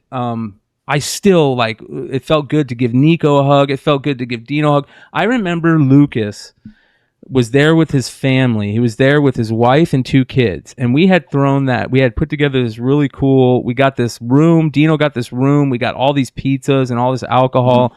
And we invited anybody can come to it. And everybody came to it. Everybody here. So many people. And Lucas comes in with his wife and his kids and says hello to everybody because he can't stay, but he wanted to come to the party and say hello to us because he was with his family, and walked up to everybody, talked to them, gave them a hug, didn't, just say, hey, what's up? I'm out. It was like everybody was like that. It was even good because at that time Whatnot was just starting, and Bolo and Adam were at the party, and like Bolo was going around, trying to get this thing started, and it just felt so like the world was going to be on everybody's shoulders in the coming months. And then everyone was there too as well. Like Brian Woods was there, like Comic Man Andy. Yeah, like it was a fun party. Like just to be in a room all together with everyone. Like all at once. It was right? a blast, dude. It was a freaking blast, man. It was one of the and then it only lasted. It was fleeting, The market just has kind of fallen out, and now we don't even have that great thing with comics anymore, where the rest of the world might be shit, but comics is great. We don't really have that as much anymore. I think it's coming back. I think that's the good thing. What real quick, I want to give someone the shout out. So shout out to Doc Joe for the $49.99 super chat. Oh shit, I didn't see that. Holy cow. So that should cover our fees to get Dino on the show. Yeah, and then right. and then anyways, for old time thanks, brother. Yeah, and then I got to sit on the plane back to Houston next to Doc Joe. We ended up on the same flight. So it was super funny. Like, and then we were flying Southwest, so no assigned seats. I was like, if you can, try to save me a seat. And he's like, I'll see what we can do. And then he ended up saving me a seat. And then I felt bad for the guy next to us because we were just like geeking out about comics our entire flight back home. All I know is that story's not true because I know Doc Joe flies first class. Yeah, and only 9/8. Dude, that was another great thing. I got to meet Doc Joe at the con. That was a big big thing. Like just meeting people was great. And yeah, that's what I like too about the whole thing. Is like for me, like especially now since I have like a kid now and like I'm a family man and all that good stuff. It's hard to get out and stuff, and it's like for me, it's like when I go to places and stuff like that, it's like it's cool and to meet everybody because like Leg, right? I think he's met everyone. Like I haven't met everyone yet, but I know like Leg's one of the few people who's met everyone. Like all the old G Plus guys, the CBSI guys, the Flipside, Pressful Defense, all that stuff. When Stein said the other night that he's been doing this for 7 years, dude, it blew me away. It made me realize how long this has been going on. I didn't even think it was 7 years, dude. I didn't even think it was 7 years. It's been so, Wow. That's a long time since we've been doing it. I looked at our YouTube channel, dude. It's 2016 we started this fucking thing. Yeah, but you know what blew me away was when Bryan was telling this whole story. There was never a point where Bryan goes, wait a minute, hold on. That didn't happen first. This happened first. Yeah. Like he told the whole story like off of just one reel, like one take. Mm-hmm. Like you only deliver that story where like in that way when things bother you. Yeah. You're right. Hopefully this was good therapy for you, Bryan. It was. That's all I wanted. I just wanted to get, why I wanted people to understand why I feel like it was so disrespectful what Renovision did. That the whole reason, and what Mellow Fellow is doing. That was the whole thing. Just let me say my piece and let me put it out there the way it happened. If you guys don't believe me, you can watch it all on Flipside. You can literally see it unravel. The things that we talked about, you can watch happen at the time they were happening. You could see the things go down. We've always been really honest, and like I said, I'm honest to a fault. It fucks with me sometimes. So, but the reason I am is because that's another thing. Like I say, when my circle's getting smaller, there's this type of person that's a kryptonite to me. That fake alpha type person, and then that person that is their self-esteem always makes them think somebody's talking shit at them when they're not. Those two type of personality traits I don't want to be anywhere around anymore as I get older. And I'm just gonna Dallas Cowboys. Yeah. Ouch. So, but me and Dino have been talking for a while now about doing more shit like this, and you're gonna I hope to do more of this in the future, not in this way, but on that being said, you guys, like I said, Flipside, what 2016 you said, Dino? Yeah, I think it's 2016. Let me look. Yeah. The amount of videos that are there are crazy, dude. If you go to their all these playlists have hundreds and hundreds of videos. Oh yeah, you can see people's rookie cards. Bro. Hold on, this is House of Stein. Hold on, let me go to Flipside. Dude, this is crazy. Watch.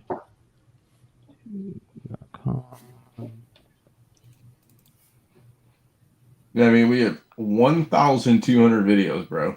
Yeah, dude, it's crazy. 1,200. And it's all good content, you guys. Look at this. It'll just go on and on and on. Here we go. Here's the old Mr. Comic Book. Here's what we were talking about. Look at this. This is exactly what we're talking about. This is on the site. Oh, look at Filth. Yep. Yeah. This is Yeezee. We got all this fake cash. Remember that? Or that wasn't Nico? Me. This was Nico. That was Nico. Yeah. Yeah.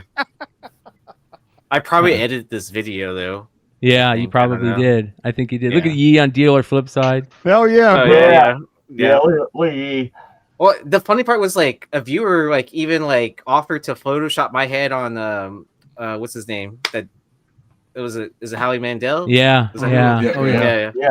So yeah, and then they even I had Laura host the show for me once. And then they even put Laura's head. You know what, Bryan? You know what I thought was the craziest show? And I think you had just come on, and I would watch you guys all the time. The Walter Payton? It was you showed, hey, guys, look, this is a Walter Payton solo pack. That's his rookie. And everybody went, oh, yeah, that's nice. Well, anyway, so we're getting back to the comment. And I was like, what the fuck? Dude. I don't think they had the same... knowledge about Dude, how I remember, rare that I remember was. me and Brian started the whole like card craziness before COVID. Remember that, Brian? Yeah. We're gonna get, me and you were gonna get into cards, and I'm like, oh, well, let's see how this fucking goes. And then all of a sudden, the card fucking market exploded. Yep. We were Look at we were this. opening and doing breaks and shit.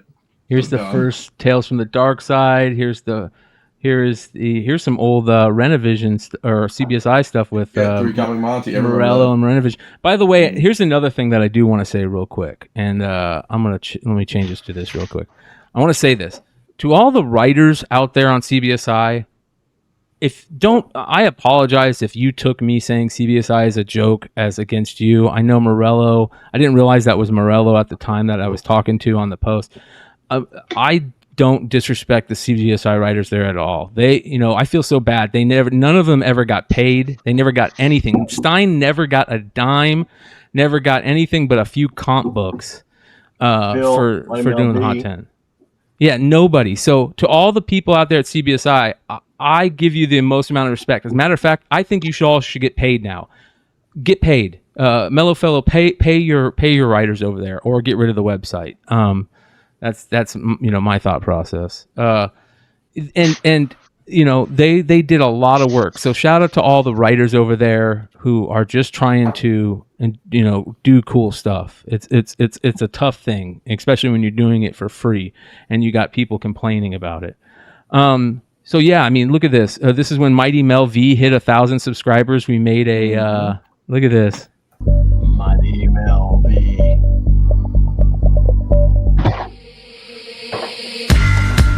I know everybody gives Bloodshot a bunch of shit other than Mel. Mel loves Bloodshot, but by the way, congratulations to Mel. I saw he hit 1K. Yeah, we just hit V, ladies and gentlemen, let's give him a round of applause. Yay! That was a long time ago, dude. Long time ago, man. And he still can't get monetized. Yeah, well, he hasn't. Yeah, it's because he also hasn't been on the show. Mel, get on your show. It's not a joke either. The channel's Yeah, still he can't get not monetized. He tried applying again. Like he got the email like, "Oh, you have enough hours." Yeah. Well, I'll call the CEO. Yeah, where is that? Oh, right here. Yeah. Look, this is. We're just gonna call Logan Paul instead. Yeah. He should be able to help us, right? This is an old school. This is where foreign comic got its start. John Z, Matt Roybal. Yep. Foreign comic books, Global Comic Safari. They were doing it before anybody. Before anybody. Yep. I mean, I know the guys on the CBCS forums were doing. Look at Josh. Look how much weight Josh has lost. Jesus, dude. Man. Yeah, dude. Oh my God, that's the same guy. Look at that. We got Josh's rookie card, bro. Dude. Hey, cut that out and send it to PSA, bro. That's his crazy. rookie, like bro. looking at that, and then yeah. I think John crazy. Z. John Z looks good. He looks the same. Yeah. John Z. That's pretty cool. John Z, Matt Roybal, man, that show was another thing that was groundbreaking. I think that doing the Comic Book Women show, the Foreign Comics show, obviously the Hot 10 show, like there was some really good shows on that channel that, there weren't many other people doing that. There weren't many other like all women's comic book shows. There weren't many other foreign comic book shows on YouTube. Yeah, if you guys want to watch good foreign comic book shows, yeah, those are the ones. Modern Playbook was when we first were getting, that was one of our first things that really hit. I was doing like MS Paint getting the fucking That's list. what I was watching, and that's how I found out about. Here's an old school Rena video right here. He did it doing his top 10 toys. That's where Rena came from, doing the top 10 toys and articles and stuff. Yeah. Unboxing. We have all the early unboxings. Here's the early comic book market report we would clip. There's just a lot. Here's the Megan Hutchinson interview. What Brian's not saying is we're all going to shut down all these other channels and come back Tales from Flipside. Wouldn't that be amazing, dude? It'd be hilarious.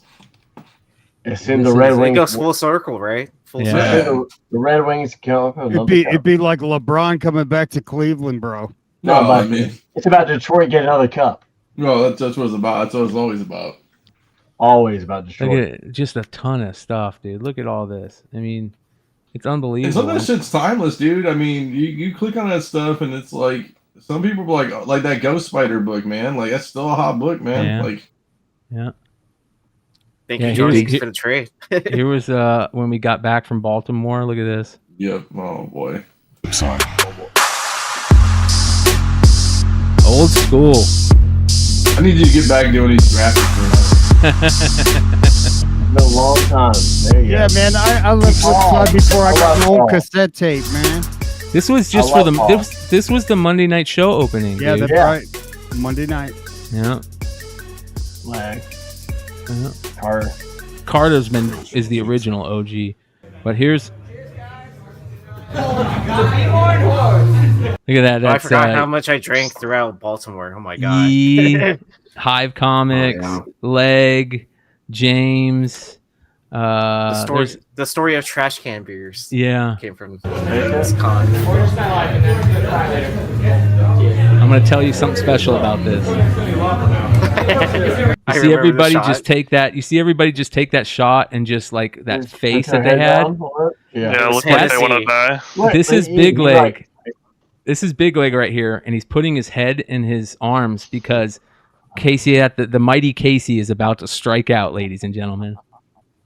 He is. Thank you so much. Look at him. Water for everyone. Look at him. He's instantly regretting his life right now. That shot, somebody got us all shots of Hennessy, and we all almost threw up, and it caused Leg to walk outside and just let loose. Well, the funny man. part, yeah. the funny part was like Leg had been sitting in that chair for like 3 hours, just pounding drinks, like his, Jack and Coke. So That's how Leg rolls, dude. yeah, and so like after like 3 or 4 hours of drinking, sitting still, and then taking a shot of Hennessy, like it didn't add up for him. Yeah, dude. Yeah, well, yeah. That was fun, bro. Reagan, Scotty Reagan was there. That was cool to see Reagan, man. He saved my ass. Look at Jonathan's pointing at BigLegg, like watch him. He's about ready to go. Yeah, man, that was good times. That was good times. So You know we'll what make I it hate, happen Bryan, again. now, dude? That was Is crazy. like how they do all this stupid sorting now, like videos and shorts and lives. It fucks Yeah. up everything.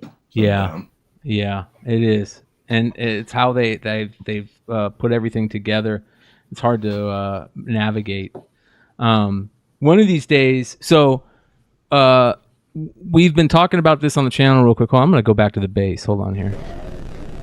There we go. We've been talking about this on this channel for a while now that there needs to be a couple cons a year where we all try to go to, and San Diego being a West Coast one, and we need a one for all the East Coast people. And a lot of people are talking about Florida. What do you think it should be, Dino?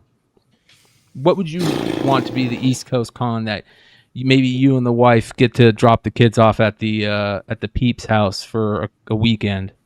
I mean, Charlotte's always a blast. Like Heroes Con's like that was one of for them. For me, it's like comic books is like Heroes Con. I think New York City would be cool just to go, but it's like too many people. Like I hate having too many people. Like San Diego the same way. I would never go to San Diego because way too many people and like it's not worth the hassle to me. What about MegaCon? MegaCon would be cool. Hell yeah. MegaCon and probably like I hate going to not I don't like Baltimore either anymore. I just don't like the city. Yeah. Like, it's like I'm not trying to. I can't go out at night. Like if my wife says I want to leave, she got. It's like it's just sketchy. Yeah. I mean, I think Heroes. I mean, Florida would be cool. Florida's cheap to get flights. That's the other thing. Yeah. It depends on what you want. Yes. Yeah, that's true. Yeah. Charlotte is a great spot because it's easy and it's a big comic, like literally a Comic Con. And they have just creators. It's not some bullshit like media people. It's just like straight comics. You know what I'm saying? Straight. That's it. Yeah. Well, here's the other Sounds thing. like it's not Baltimore. It sounds like a Baltimore that's cleaner. Well, here's the other thing. Dino, you're doing the little comic book swap con event locally too, right? Yes. Yes. What's the next plans for that? So I'm thinking so last time was slow, but it's understandable because kids are going back to school and stuff. I think I'm going to do one in April. I mean, Z was talking about showing up. He couldn't show up to the one in August because of the family stuff going on. So I think April maybe. I know they have April 20th booked, which I didn't want to do it that day either. Before the week before that, or the after the week. We were Make it talking on about maybe 420. What the I know, fuck? right? Yeah. I know, right? I know. I wish I could. They got it booked, but it's a dope room. It's like an old machine shop kind of place, or like a mechanics place. They have like a big bay garage door where you can just load in. It's super nice. You just load right in. You just pull up the little. There's like a side auxiliary parking lot, then like the main parking lot. You just pull up in there, load your shit in there, and then pull out and go. It's so nice. And like I was charging people like $50 a table, dude. Like cheap, like cheap. Just show up. Yeah. and- Are you down? We got to tell the Dennis story, dude. The Dennis story. Oh. Shout out to Dennis fucking Barger of Wonder World Comics for pulling off one of the coolest things ever, dude. So my wife was really pissed at him about it, but it's okay. So Jessup was there, Half Price Script. We all know Jessup. Shout out to Half Price, another That's right. Flipside guy. So he was there, and he brought some heaters, dude. He got some. Do I have the books? I got them in the case, man. He gave me books. That guy's an animal. Yeah. So this guy, he spent like his one guy dude spent like probably $1,000 altogether to like everybody's booth, like combined. And his buddy didn't have that much money, which it's understandable, dude. And like everybody doesn't have enough money. Well, he was looking for this book. I guess Jessup had it at $400, right?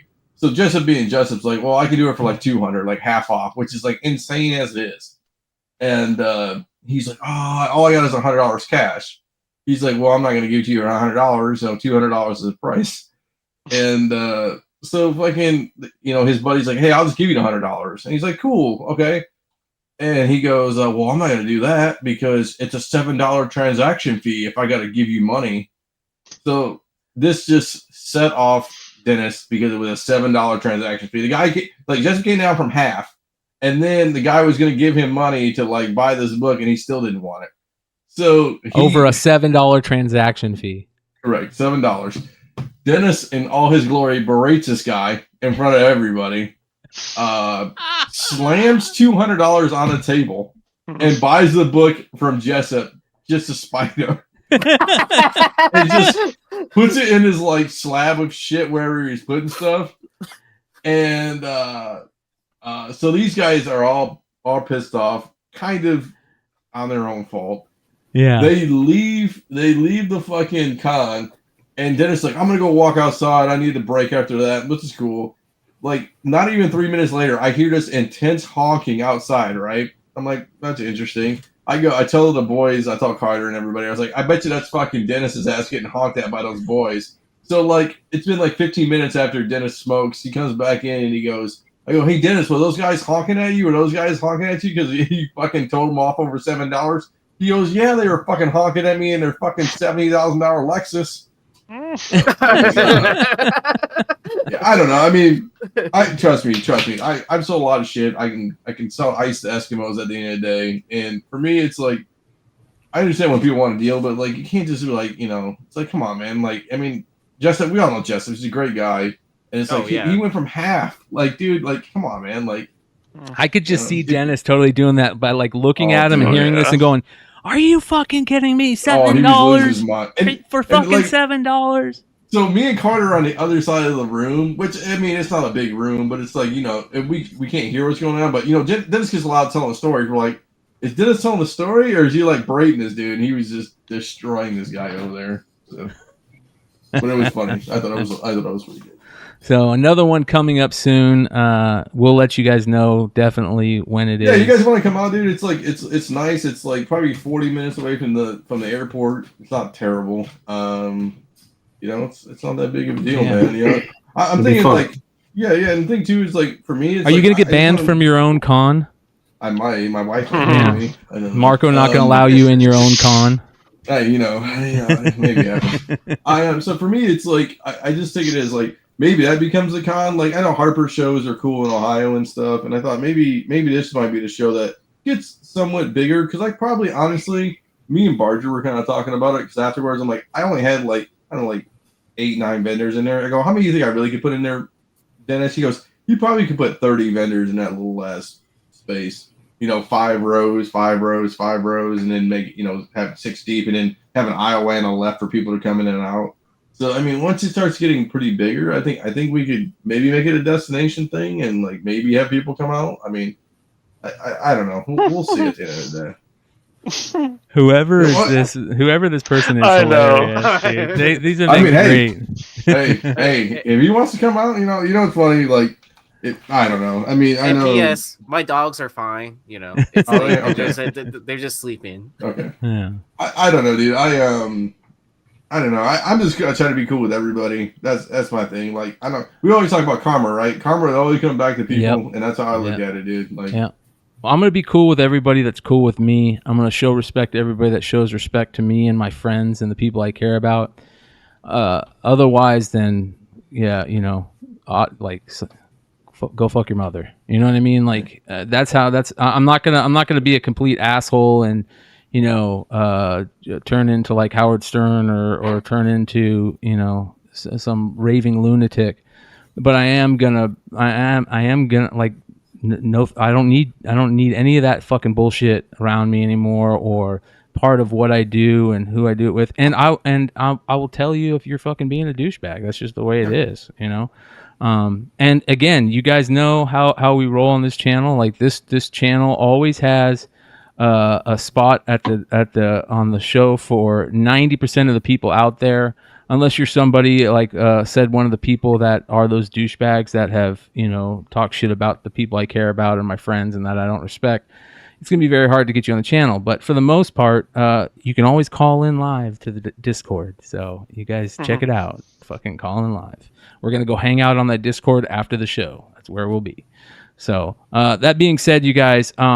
Much love to everybody that hung out tonight. Thank you. It was an interesting show. I wanted to kind of give a little bit more comic book stuff in the beginning, and then let everybody bail so they don't have to worry about this cheesy female high schooler behavior.